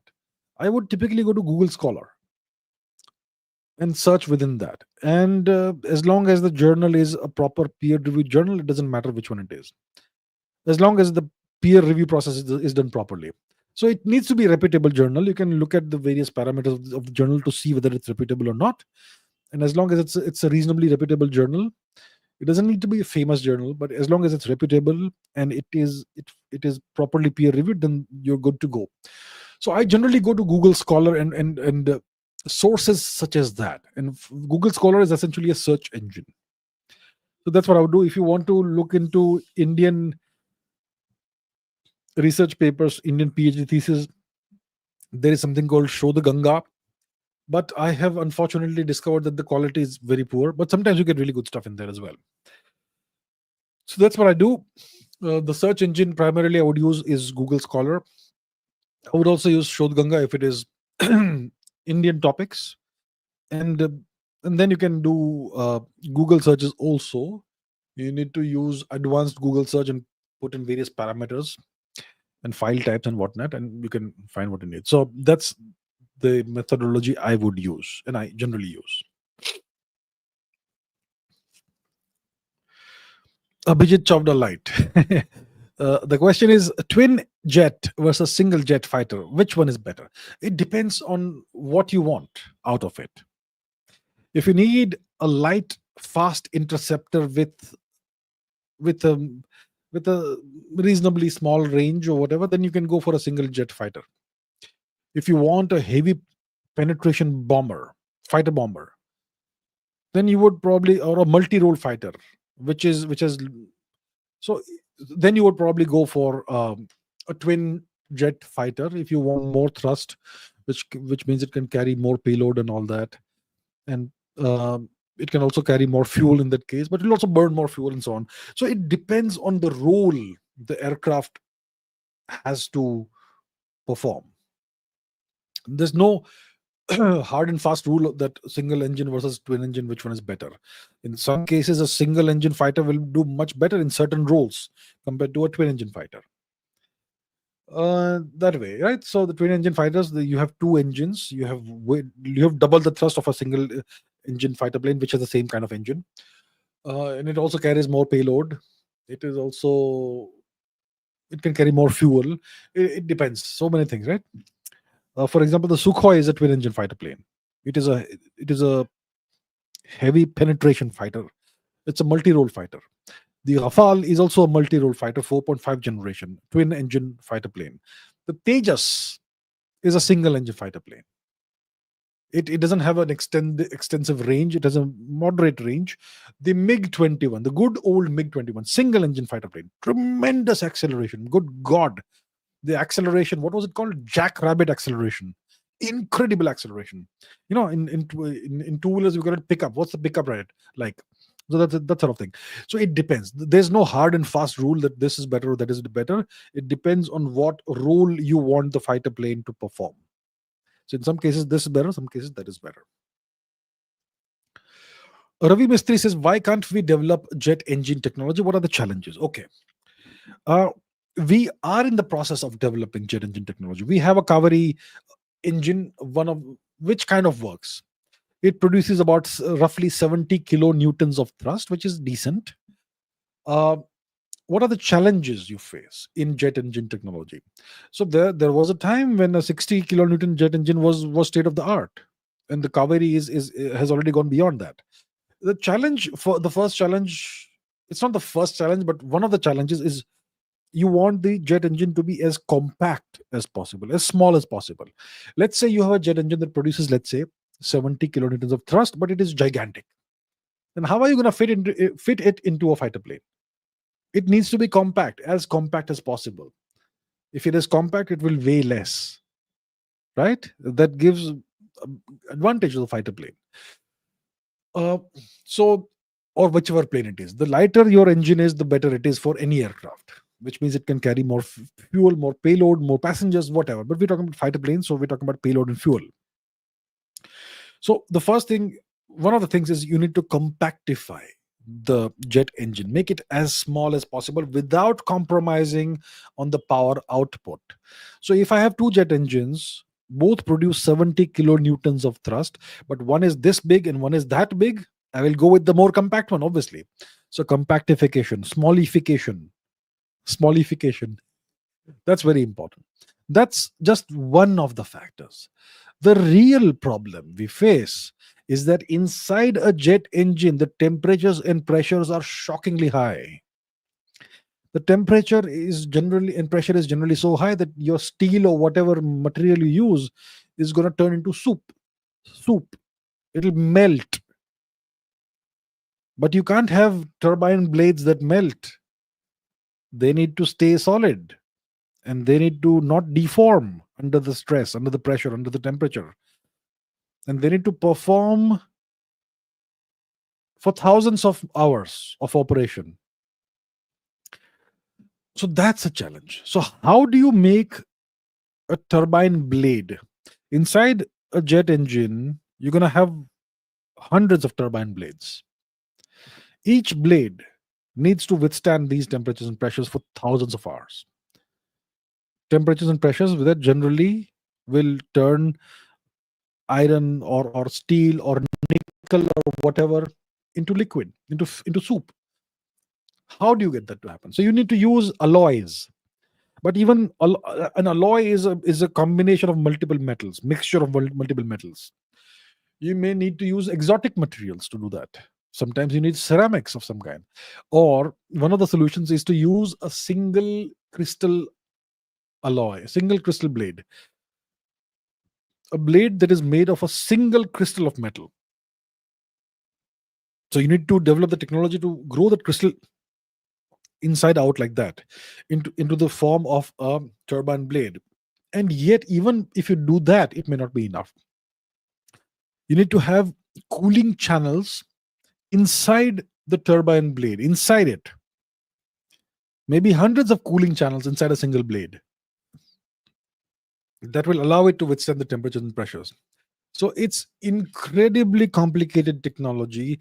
It is something you develop slowly, iteratively, progressively over decades. Every country has done this over decades, many decades, over 30, 40, 50 years. So if we had started 50 years ago, we would be in a good position today. Right now, we're in the position that it may take us 20 years to reach probably where France or the US is right now. Maybe 20 years, maybe 30 years. It takes time. It is a very tedious process. You have to make 1%, half a percent improvement every single stage. And then over the years, slowly, your thing becomes better and better. And eventually, you've got a very good jet engine 20, 30 years down the line. That's how it goes. So we are in the process of developing jet engine technology. It's not like we are not able to do it, but we are behind the others because we started late and because we had all these problems, the standard bureaucratic governmental problems in which sometimes funding is cut and sometimes funding is slashed and sometimes funding is stopped and then the project is stopped for 5 years and then started again from somewhere and new people are brought in and those old people are thrown out and god knows what keeps on happening. It's a mess. The Indian bureaucracy is a mess, and that these are the problems we're facing. So right now there's talk about perhaps acquiring the technology, a technology transfer from maybe France, maybe the US. The US won't give it. I assure you, the Americans won't transfer technology. They may transfer. They may say we are transferring 95% technology, but the 5% they will withhold is the critical technology, and it will be more than 5%. But they will say it's 95%. They will never give the full technology. Maybe France may be willing to give it for the right price, which will cost you an arm and a leg and probably an eye also. But if you want it, if you really need the technology, and we do need it, then I think we should just pay for it, get the technology, and then start iterating on that while also at the same time not stopping the Kaveri program. Let that also progress the way it naturally will progress, but also acquire the technology from France or wherever. The Russians have good jet engines. They use indigenous engines. They don't use American engines, obviously. The Russians, they have very good engines. Maybe we could talk to Shri Putinji. Shri Putinji, how much will it cost? If he's look, we are friends. India and Russia. I've always said that in geopolitics there are no friends, right? But in the context of geopolitics, if two nations can be considered to be friends ever, if at all, then it's India and Russia. So maybe we can acquire the technology from Russia if the Russians are willing to give it. It will be difficult to convince them, but let's see. Or otherwise France, or otherwise whoever. And if nobody gives it, then we have to develop it on our own over the next 20, 30 years. And in the meanwhile, we'll have to rely on the Americans for jet engines for the Tejas program. And they are currently arm twisting India by delaying the shipments of jet engines. So there is where that's where we stand. Okay. Matrix says Embassy of Israel website is still under construction after my tweet about the wrong India map. I see. I haven't checked, but okay. So what had happened is that I had once a few weeks ago I had pointed out on Twitter that one of the Israeli government websites has put up a wrong map of India. It shows parts of Jammu Kashmir as part of Pakistan. It shows of Aksai Chin as part of China. So it supports the Chinese claim and the Pakistani claim, but not the Indian territorial perception. That sort of thing. So I had put that out on Twitter. And the Israeli ambassador noticed it. He responded to that. He said that it's a mistake by the designer. And then that web page, not the website, but the web page was taken down. And if you go to that link now, it says it's under construction. So I haven't checked it in a few weeks, but apparently it still is under construction. But I can assure you there still are other maps on official Israeli government websites where they depict the wrong map of India. So once again, let me use this question here as the opportunity to remind you, my viewers, please stop idolizing various nations. India doesn't have any friends. We have good relations with Israel, which I welcome very much. I have nothing against Israel. Israel is a country worthy of a lot of admiration. Absolutely. But it is wrong to believe that they are some special friends of India. They have their own interests. And wherever their interests converge with India's interests, we will work together, as it should be. But nothing beyond that. There's no special relationship with Israel. But Indians are under this delusional belief that India and Israel have a special friendly relationship. We are brother countries. What brother countries? Once again, I have absolutely nothing personal against Israel. I admire Israel for a lot of things. Israel does things that I wish India would also be able to do. So there's a lot to admire about Israel. It's a nation worthy of a lot of admiration. But it is wrong to assume it's some special friend of India. It's not. It's not an enemy of India by any means. I'm not saying that also. But it's not some special relationship that we have with Israel. It's a good relationship. And I believe that we need to work together with Israel to make the relationship even stronger, to explore ways and means of making the relationship better and stronger. There's always ways of doing that. There's always potential for better relationship. But it is not some kind of special relationship. It's not. It's a good relationship, and that's good. Okay.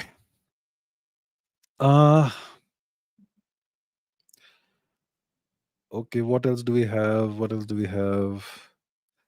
Main says, do you think that DOGE is absolutely necessary for India?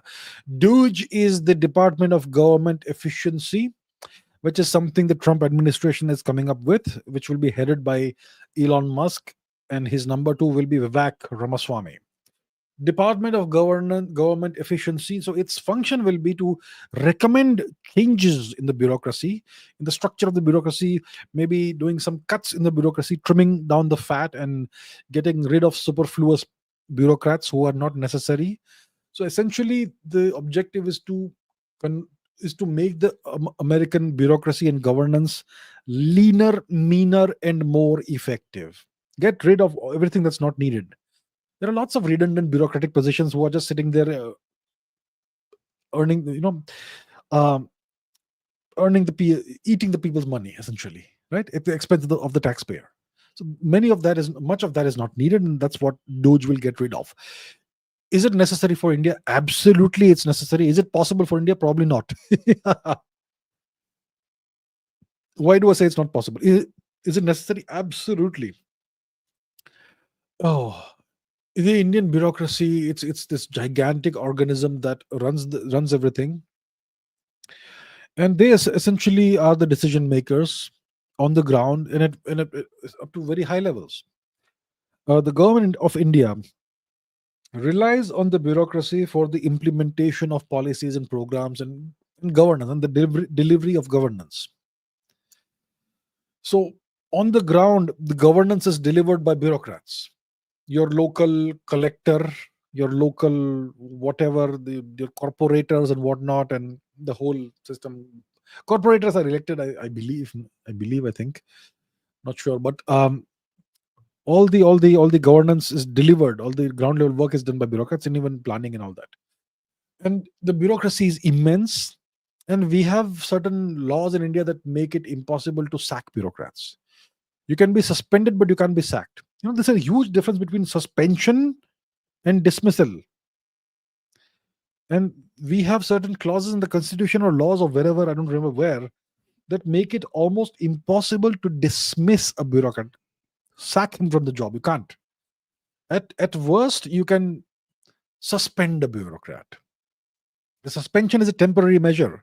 So and so bureaucrat was suspended and people become happy. That person was suspended, not sacked, not dismissed, right? The suspension is a temporary thing. It is always eventually undone. And at worst, you can transfer somebody from one place to another, but you can't sack. As a disciplinary punitive measure, when somebody should have been sacked, they would be either suspended or transferred. So we have an enormous bureaucracy that is a essentially self-governing thing, and it is to a very large extent unaccountable. I'm sure there are good bureaucrats. There are some really good bureaucrats also, very patriotic, very capable people, no question about it. But overall, if you look at the average bureaucrat, I know what what the quality is like. It's not very good. So we certainly could do with restructuring, with cutting down, with trimming down the fat. With We could certainly use a leaner, meaner governance machine, bureaucratic machine. It's definitely a necessity for India, but it's almost an impossibility to do. Because if you change the laws and make it possible for the government to sack bureaucrats, then all the bureaucrats will go on strike. Then the whole nation comes to a standstill. They will stand in solidarity with one another, right? And so on. So these are very deep-rooted problems. Without a fundamental restructuring of everything in India, not much will change, unfortunately. Girish Rathi says, is it true that aliens have bases under the ocean as asked in the US Parliament? Just search about it. Yeah, recently it's not the Parliament, but whatever it is, there was this commission, how some hearings happened recently. And some revelations have been made. Some testimony was done, and apparently there are UFOs that are underwater UFOs. So USO, underwater, unidentified swimming object or whatever. And these can go underwater and they can fly in the air as well. And these seem to exist according to the testimony. So I am pretty sure that UFOs exist. I'm pretty sure they exist. The question is it aliens? Is it aliens?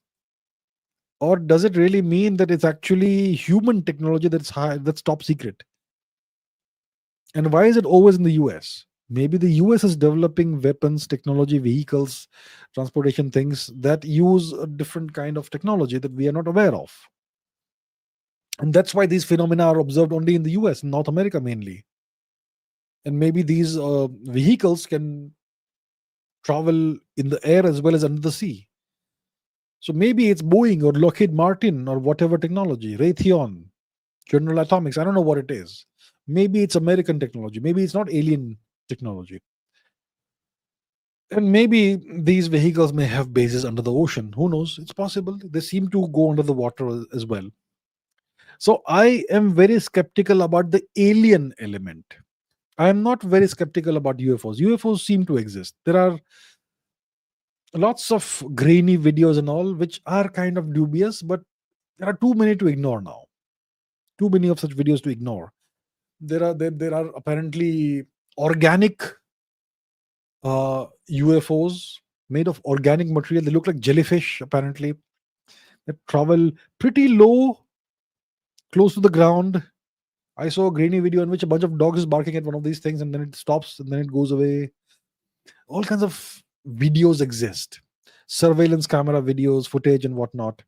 So it looks like UFOs do exist. But the question is it aliens? And I'm very skeptical about the alien element. It's probably secret technology, classified technology. That's what I think it is. Okay. Krish Agarwal says, according to you, how will Donald Trump's victory affect India-China relations? Will it re-strengthen Russia-China relations also? That's a pretty complicated question. Okay, but it's a good question. It's a very, very relevant question. So, 4 years of the Democrats in power, we have endured that in India. It's been very bad for India.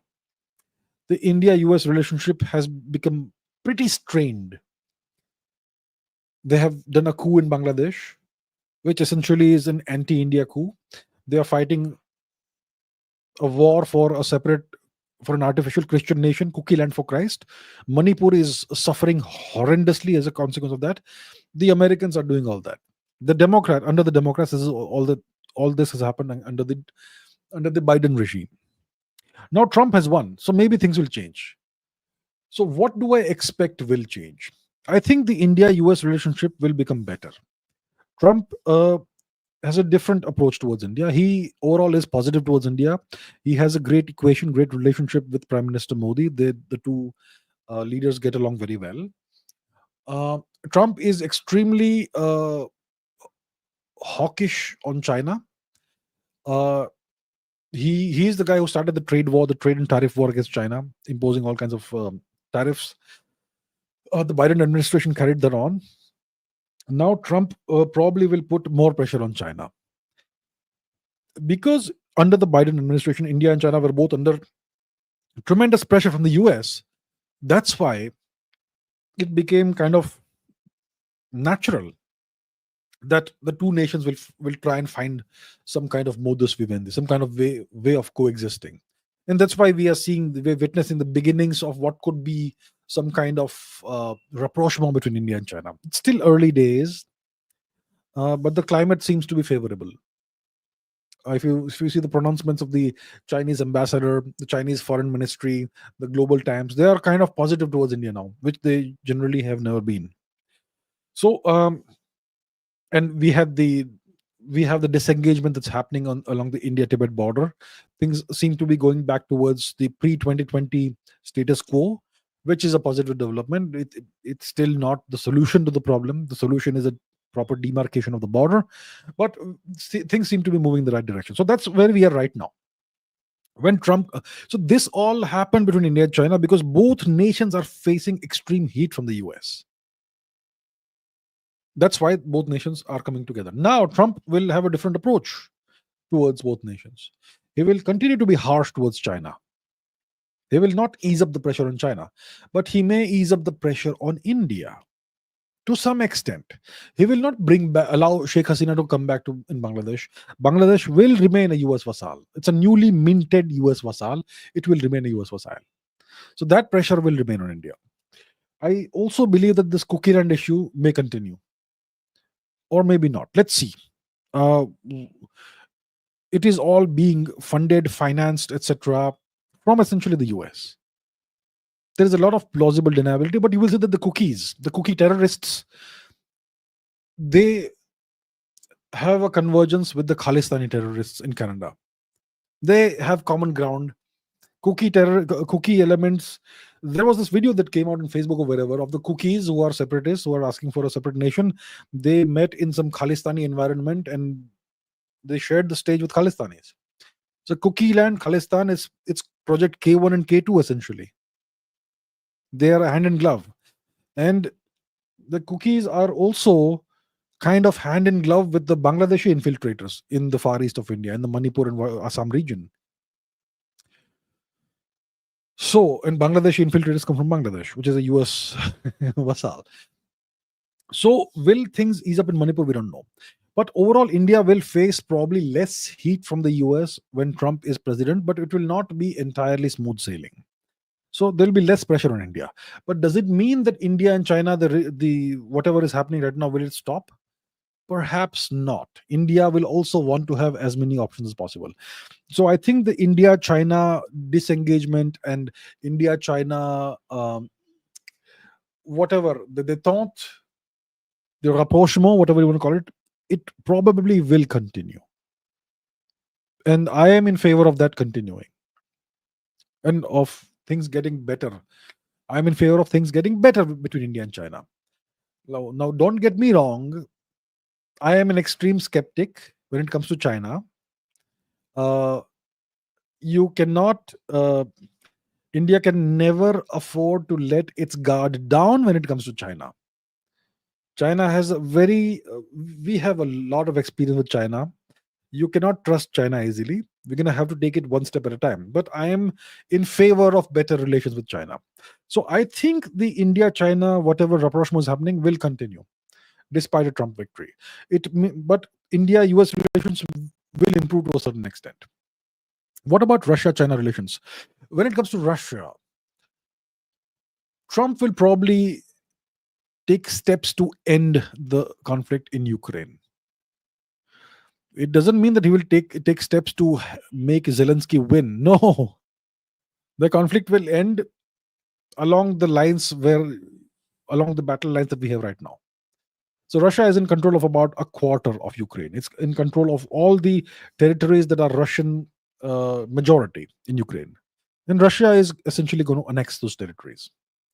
Now, what solution can come? The solution could be that we freeze the line of control at wherever the front lines are right now, and Ukraine should give up its aspirations to join NATO, and probably Zelensky should step down, and you should have a neutral government in power that comes to power in Kiev or something like that. There will be negotiation between both sides, and probably some kind of understanding may happen. In which case, there will be a ceasefire, and I think that's the direction in which Trump would like to go. Once that happens, things will be more stable in Europe. What about the Russia-China relation? I think that will also, even if the Ukraine war ends, the Russia-China relationship won't change too much, because the sanctions that the Americans have placed on Russia, that will probably stay in place to a very large extent. So I think Trump coming to power overall will be good for India. It will be good because it ends the Ukraine conflict eventually. Maybe in a year or two, it may end the Ukraine conflict. But the India-China rapprochement won't end. The Russia-China relationship will probably stay the same. And India will continue to play an independent foreign policy role, and the role of an independent sovereign nation in world geopolitics. And India is going to be increasingly more important internationally, globally, because of its growing economy. In a few months, India is going to surpass Japan, and India will become the third largest economy in the world very soon. That's going to happen very soon. So India is going to be very relevant, but we will face challenges. The challenges will mainly come from the US.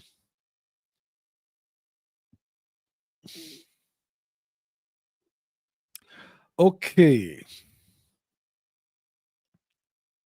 Rishikesh says, I'm a class 12th appearing student. I have cleared the NDA written exam and having no solid plan B.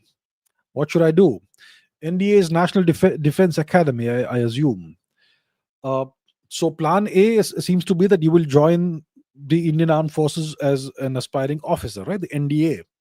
That's a good solid plan A. You've cleared the exam. Obviously, you will have to clear the practical, the physicals, and all that. You need to have certain physical characteristics, all that. I'm sure you have that, and I wish you all the best in that. But you need to obviously also have a plan B. Plan B generally means you acquire some skills that will be useful in case plan A doesn't fructify. So plan B could be, if NDA doesn't work out, then you go to college and get a degree and acquire some skills which will allow you to either take up a job or start a business or something. That should be plan B. Now, what kind of degree you get, what kind of skills you get, depends on your aptitude. I don't know you personally, so I can't advise you without knowing you in person. But figure out what you're good at, figure out what you're not great at, and work towards your strengths. And acquire skills that are in line with whatever you're good at, whatever aptitude you have. Some people are great at science, some people are great at math, some people are great at business, some people are great at art or whatever. Find out whatever you're really good at, and it should not necessarily be your passion. Whatever you are good at needs to make you money. So the plan B has to be something that will give you a solid amount of money in a decent amount of time. Maybe in 10 years you acquire this much money. That should be the kind of plan B you have. So you can do it by having a good job in a good industry or good company or whatever, or you could possibly start a business, be an entrepreneur or whatever. So plan B should be something like that.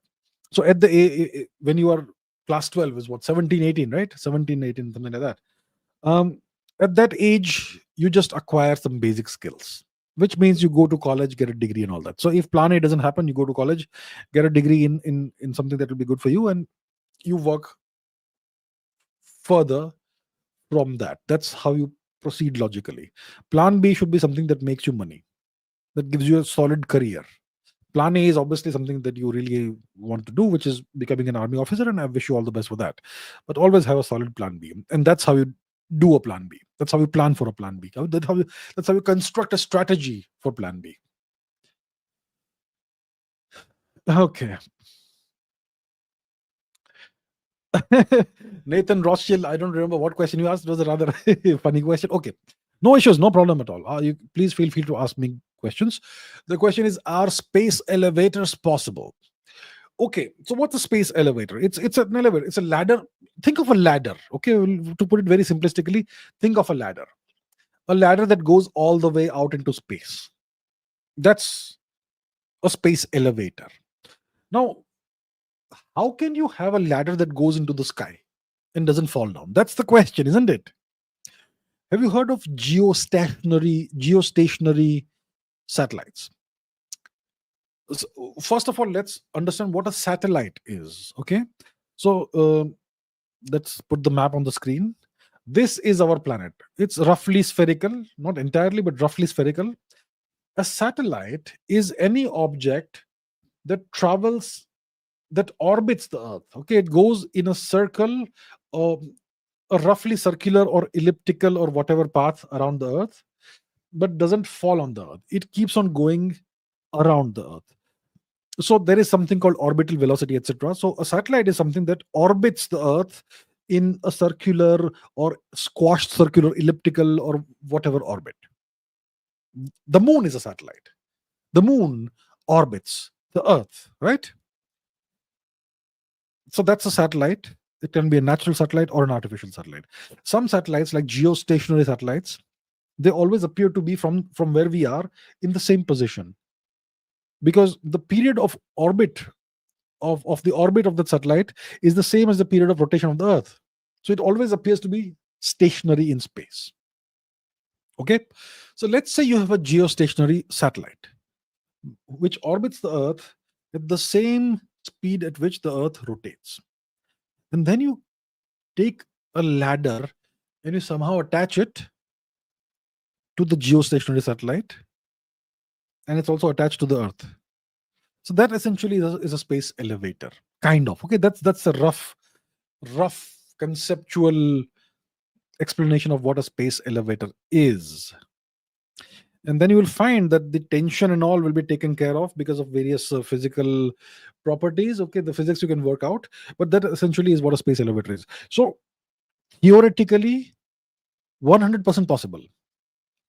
But the question is, the tension is going to be so much that a wooden ladder will break. It will just be ripped to shreds.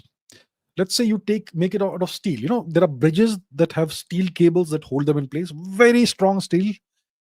Even if your space elevator is made of steel, it'll be ripped to shreds. So the first problem you face from an engineering perspective is that the tension is so high that you need to come up with a material that can withstand such tension. And such materials probably don't exist. Maybe we can think of spider silk or something like that.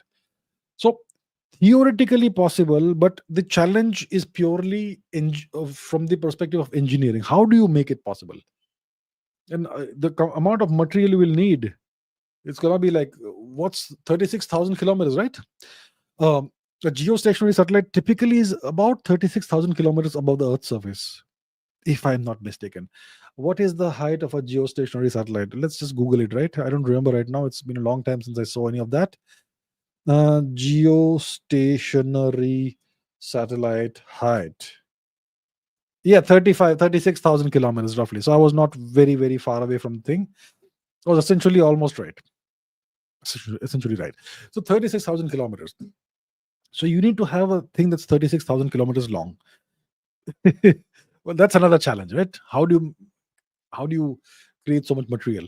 And maybe you don't have it at geostationary heights. Maybe you bring it lower, but then it'll give you other challenges. So the challenges exist from an engineering perspective, but theoretically it's very much possible. Okay, so that's the answer. Theoretically possible, but huge engineering challenges in making it work. Okay. Okay, let's see some of the latest questions. Okay,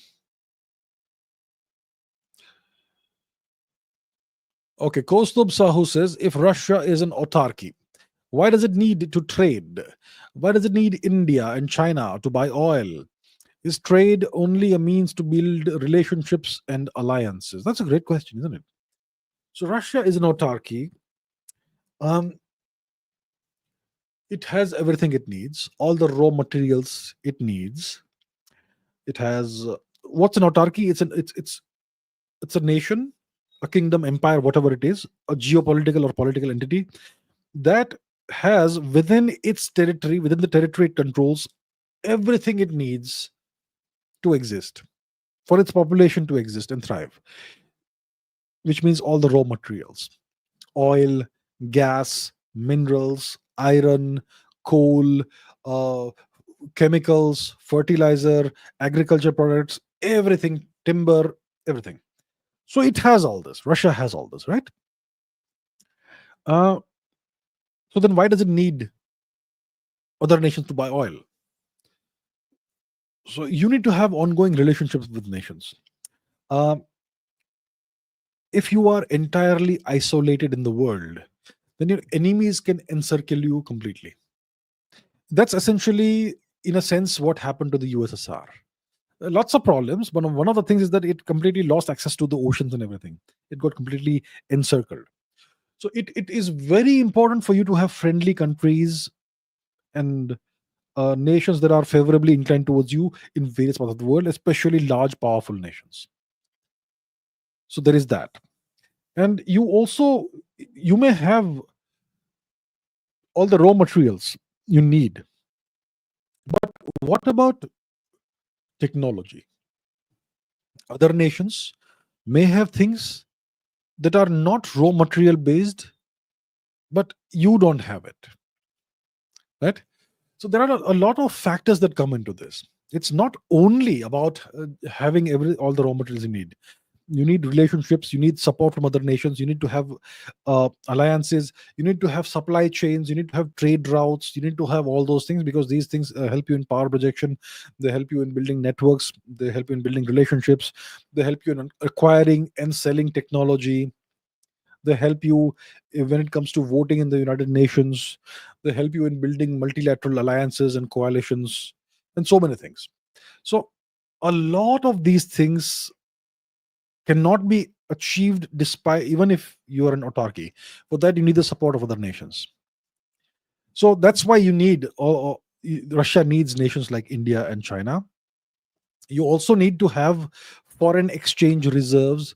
You need to have reserves of various currencies, because let's say you only have gold, or you only have Russian rubles, but you haven't built up a portfolio of other currencies like the US dollar, like the Chinese yuan, like the Indian rupee, like the euro, the dirham, and whatever else you need. If you don't have that, then you can become completely cut off from the world. So and so how do you acquire those currencies and reserves of those currencies? By trading, by selling stuff to these nations. So you sell to India, you acquire a bunch of rupees in exchange. You sell to China, you acquire a bunch of yuan in exchange. And all these reserves of other currencies also help to stabilize you and shelter you and prevent the possibility of economic shocks and economic sanctions and all that. So it's very complicated, but this even if you're an autarky, you need to have these ongoing relationships with other countries. So you need to sell stuff to these countries, and you need to acquire their currencies and create reserves of their currency. Sometimes what happens is that you get your reserve of a certain currency piles up, and it's too much, and it's way more than you need. Then you have to come to an understanding with that country that, okay, for some time now, let's trade in a third currency, not your currency, not my currency, but a third currency, not the US dollar, maybe the Chinese yuan or the dirham or whatever, or like that. No, so that's the reason why Russia still does need to trade with India and China. They need India and China to buy oil, and and so on. That's why it's important for them. Okay. Almost 2 hours. We can take a couple more questions. Okay, Geopolitical Dubey says, I'm 30 years old, gender male. I'm confused about my marriage. Sometimes I feel I should get married. Sometimes I feel I shouldn't. How do I decide? Uh, how do you decide? Um, you should get married. That's the decision you take. When you're young, you're always confused about things because you don't have sufficient data. And by the time you have sufficient data, you don't have your youth. Okay. And then what becomes obvious? See, there's something called wisdom, right? Wisdom. What does wisdom mean? Why is it that only generally old people are wise, not the young? Why is it? Why is it so? Wisdom, I'll tell you what wisdom is. This is a very profound insight I'm giving you. Wisdom is the ability to recognize patterns and to utilize that understanding in a sensible and beneficial manner. Once again, wisdom is the ability to detect, discern patterns in the world, and then to use the understanding, the discernment of those patterns in a beneficial way for yourself. Now, how does pattern recognition happen? Pattern recognition can only happen when you've gone through a tremendous amount of data, right? And then over time, after seeing so much data, you start seeing the patterns in the data. But if you have only this much data, how will you see the patterns? You haven't come across any of the patterns yet. So it's typically after a certain age, advanced age, that you start suddenly seeing the pattern. Oh, it now makes sense to me because I now have so much experience, right? And then certain things become obvious to you, which were never obvious to you when you were 20, 30, or whatever. So, but by the time you're at that age, you will no longer be young, and you may no longer be viable in the marriage market. So the wisdom is that you should marry young and you should have kids when you are young. That's the wisdom. You will be confused. You'll be confused in your 20s, even 30s. But so that's why you have to listen to the advice of elders. Typically, it should be your parents or whoever in your family who should give you the advice. I don't know what the situation is. That's fine. I mean, so the point is, the right thing to do for any person, male, female, is to get married young and to have kids young. I know people will give all kinds of reasons that it's not possible to do that in the Indian economy and all that. That's fine. Look, find a solution. The best thing to do is to get married young and to have kids young. And by the time you're in your 40s, your kid should be grown up. And then you can still, because raising kids is tough. And you need to have kids. You need to have kids. And raising kids is young, and you should do it when you have the most energy, which means when you are still young. Don't do it in your 40s when you no longer have the energy of your 20s and 30s. So my advice to you is, please get married at the earliest. I'm sure you'll find a good person to marry, get married, have kids, do it at the earliest. That's my advice. Okay. Mm, you see, this is very bad. This is very bad advice. It is. These days you have all these influencers, right? What Andrew Tate and people like that, who say that don't get married and have kids with multiple women and work on yourself and whatnot. That is something I don't agree with. Society needs stability, and marriage is the institution that's at the root of society. Without marriage, it creates all kinds of chaos in society.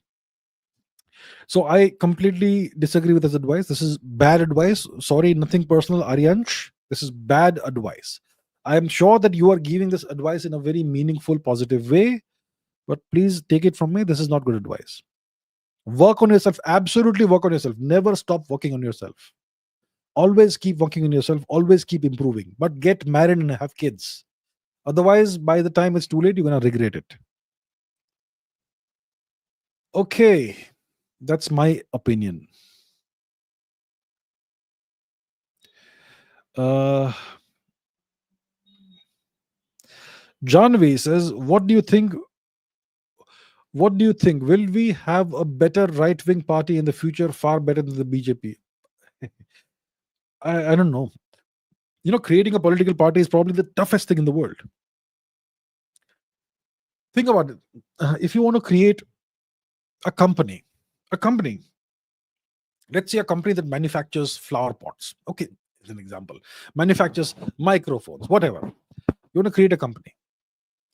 You need to hire the right people. Do you know how difficult it is to find the right people? It takes so much of trial and error, and you will learn only by making mistakes as an entrepreneur, as a person who has a company.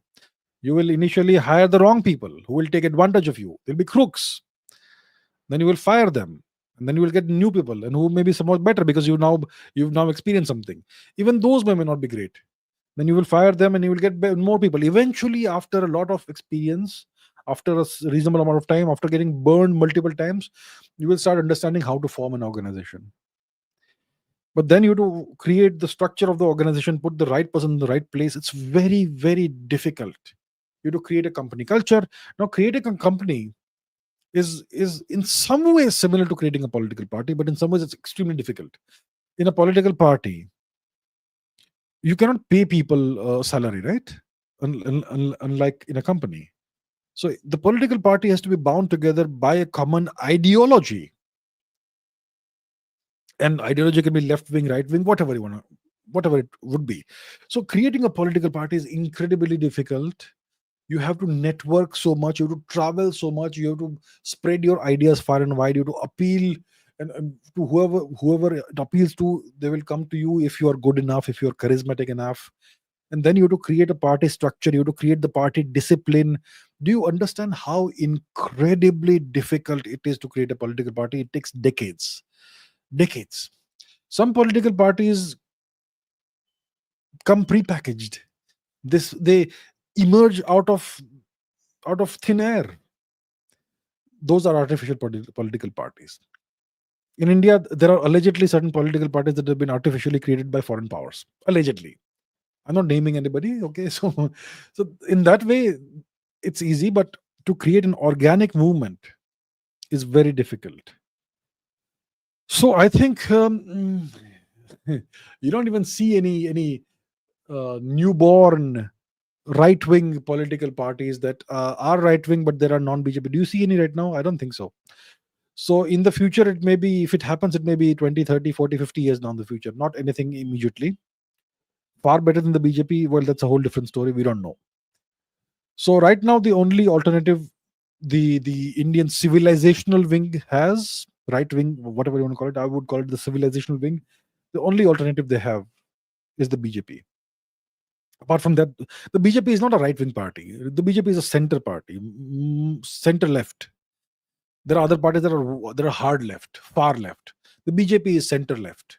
There's no right wing party in India, as far as I can know. Any major right wing party. For the sake of having options, probably we should have more parties that cater to all sides. Probably, but I don't see any new parties on the horizon that will fulfill this role in the future. So it seems that the answer is, at least in the short to medium term, no. Okay. Mohan Singh says, in a recent video, the Mizoram CM, the current chief minister of Mizoram, is seen talking about fighting India, Bangladesh, and Myanmar. Yes, he says that we have three enemies, and how do we fight three enemies at the same time? And he said this on US soil. He said this in the United States during a visit to the United States. He said that India, Bangladesh, and Myanmar are their enemies, the enemies of the cookies. The Mizo people and the Zomi people are the same people. So the Zomi are the cookies, the cookie chin people. So the people of Mizoram and the cookies are the same ethnicity. Okay. And it is alleged that a lot of the cookie infiltration into India, into Manipur, has allegedly happened through Mizoram. Okay, allegedly. Which means that it would have happened allegedly with the alleged complicity of the Mizoram government. And obviously, this gentleman is the chief minister of Mizoram. So he said this on the US. The videos are available on social media, that India, Bangladesh, Myanmar are their enemies. Whose enemies? His people, the Mizo, Zomi, Kuki people. So yeah, that's out there in public. Anybody can see that. It's true. It's not an allegation. He actually said that, and they actually published some of those speeches on Indian government website. So the question is, why is the central government not taking any action? Well, I think the prime minister and the home minister have to answer that question. I can only speculate. I don't know what the reason is.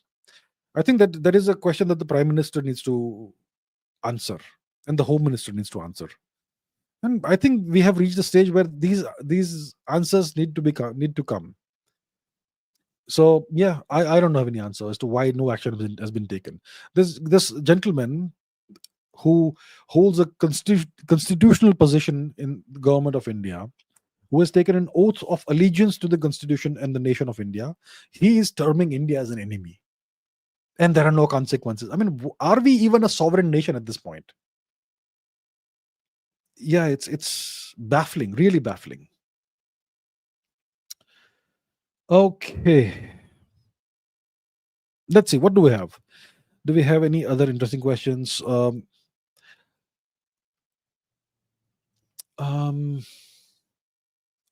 do we have?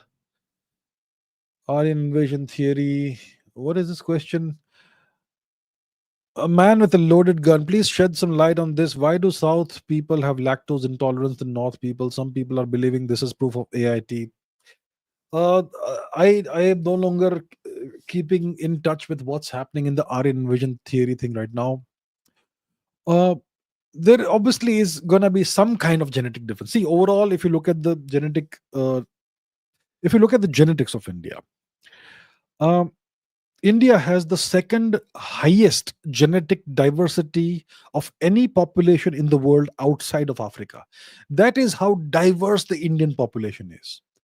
And yet, despite this incredible diversity, overall, from a big picture, from a 10-kilometer high perspective, the Indian population is genetically quite homogeneous, which means that North Indians, South Indians, they essentially are the same genetic population, but there's going to be some differences. So look, maybe it's because of some kind of migration, but not the Aryan migration or Aryan invasion or whatever. Northern India is closer to Central Asia, where you have nomads and all that. And maybe there was some intermixing of some kind. And that's why you have more lactose tolerance in North India. A lot more genetic research needs to be done about this. But is this a proof of AIT? That is the core question, right?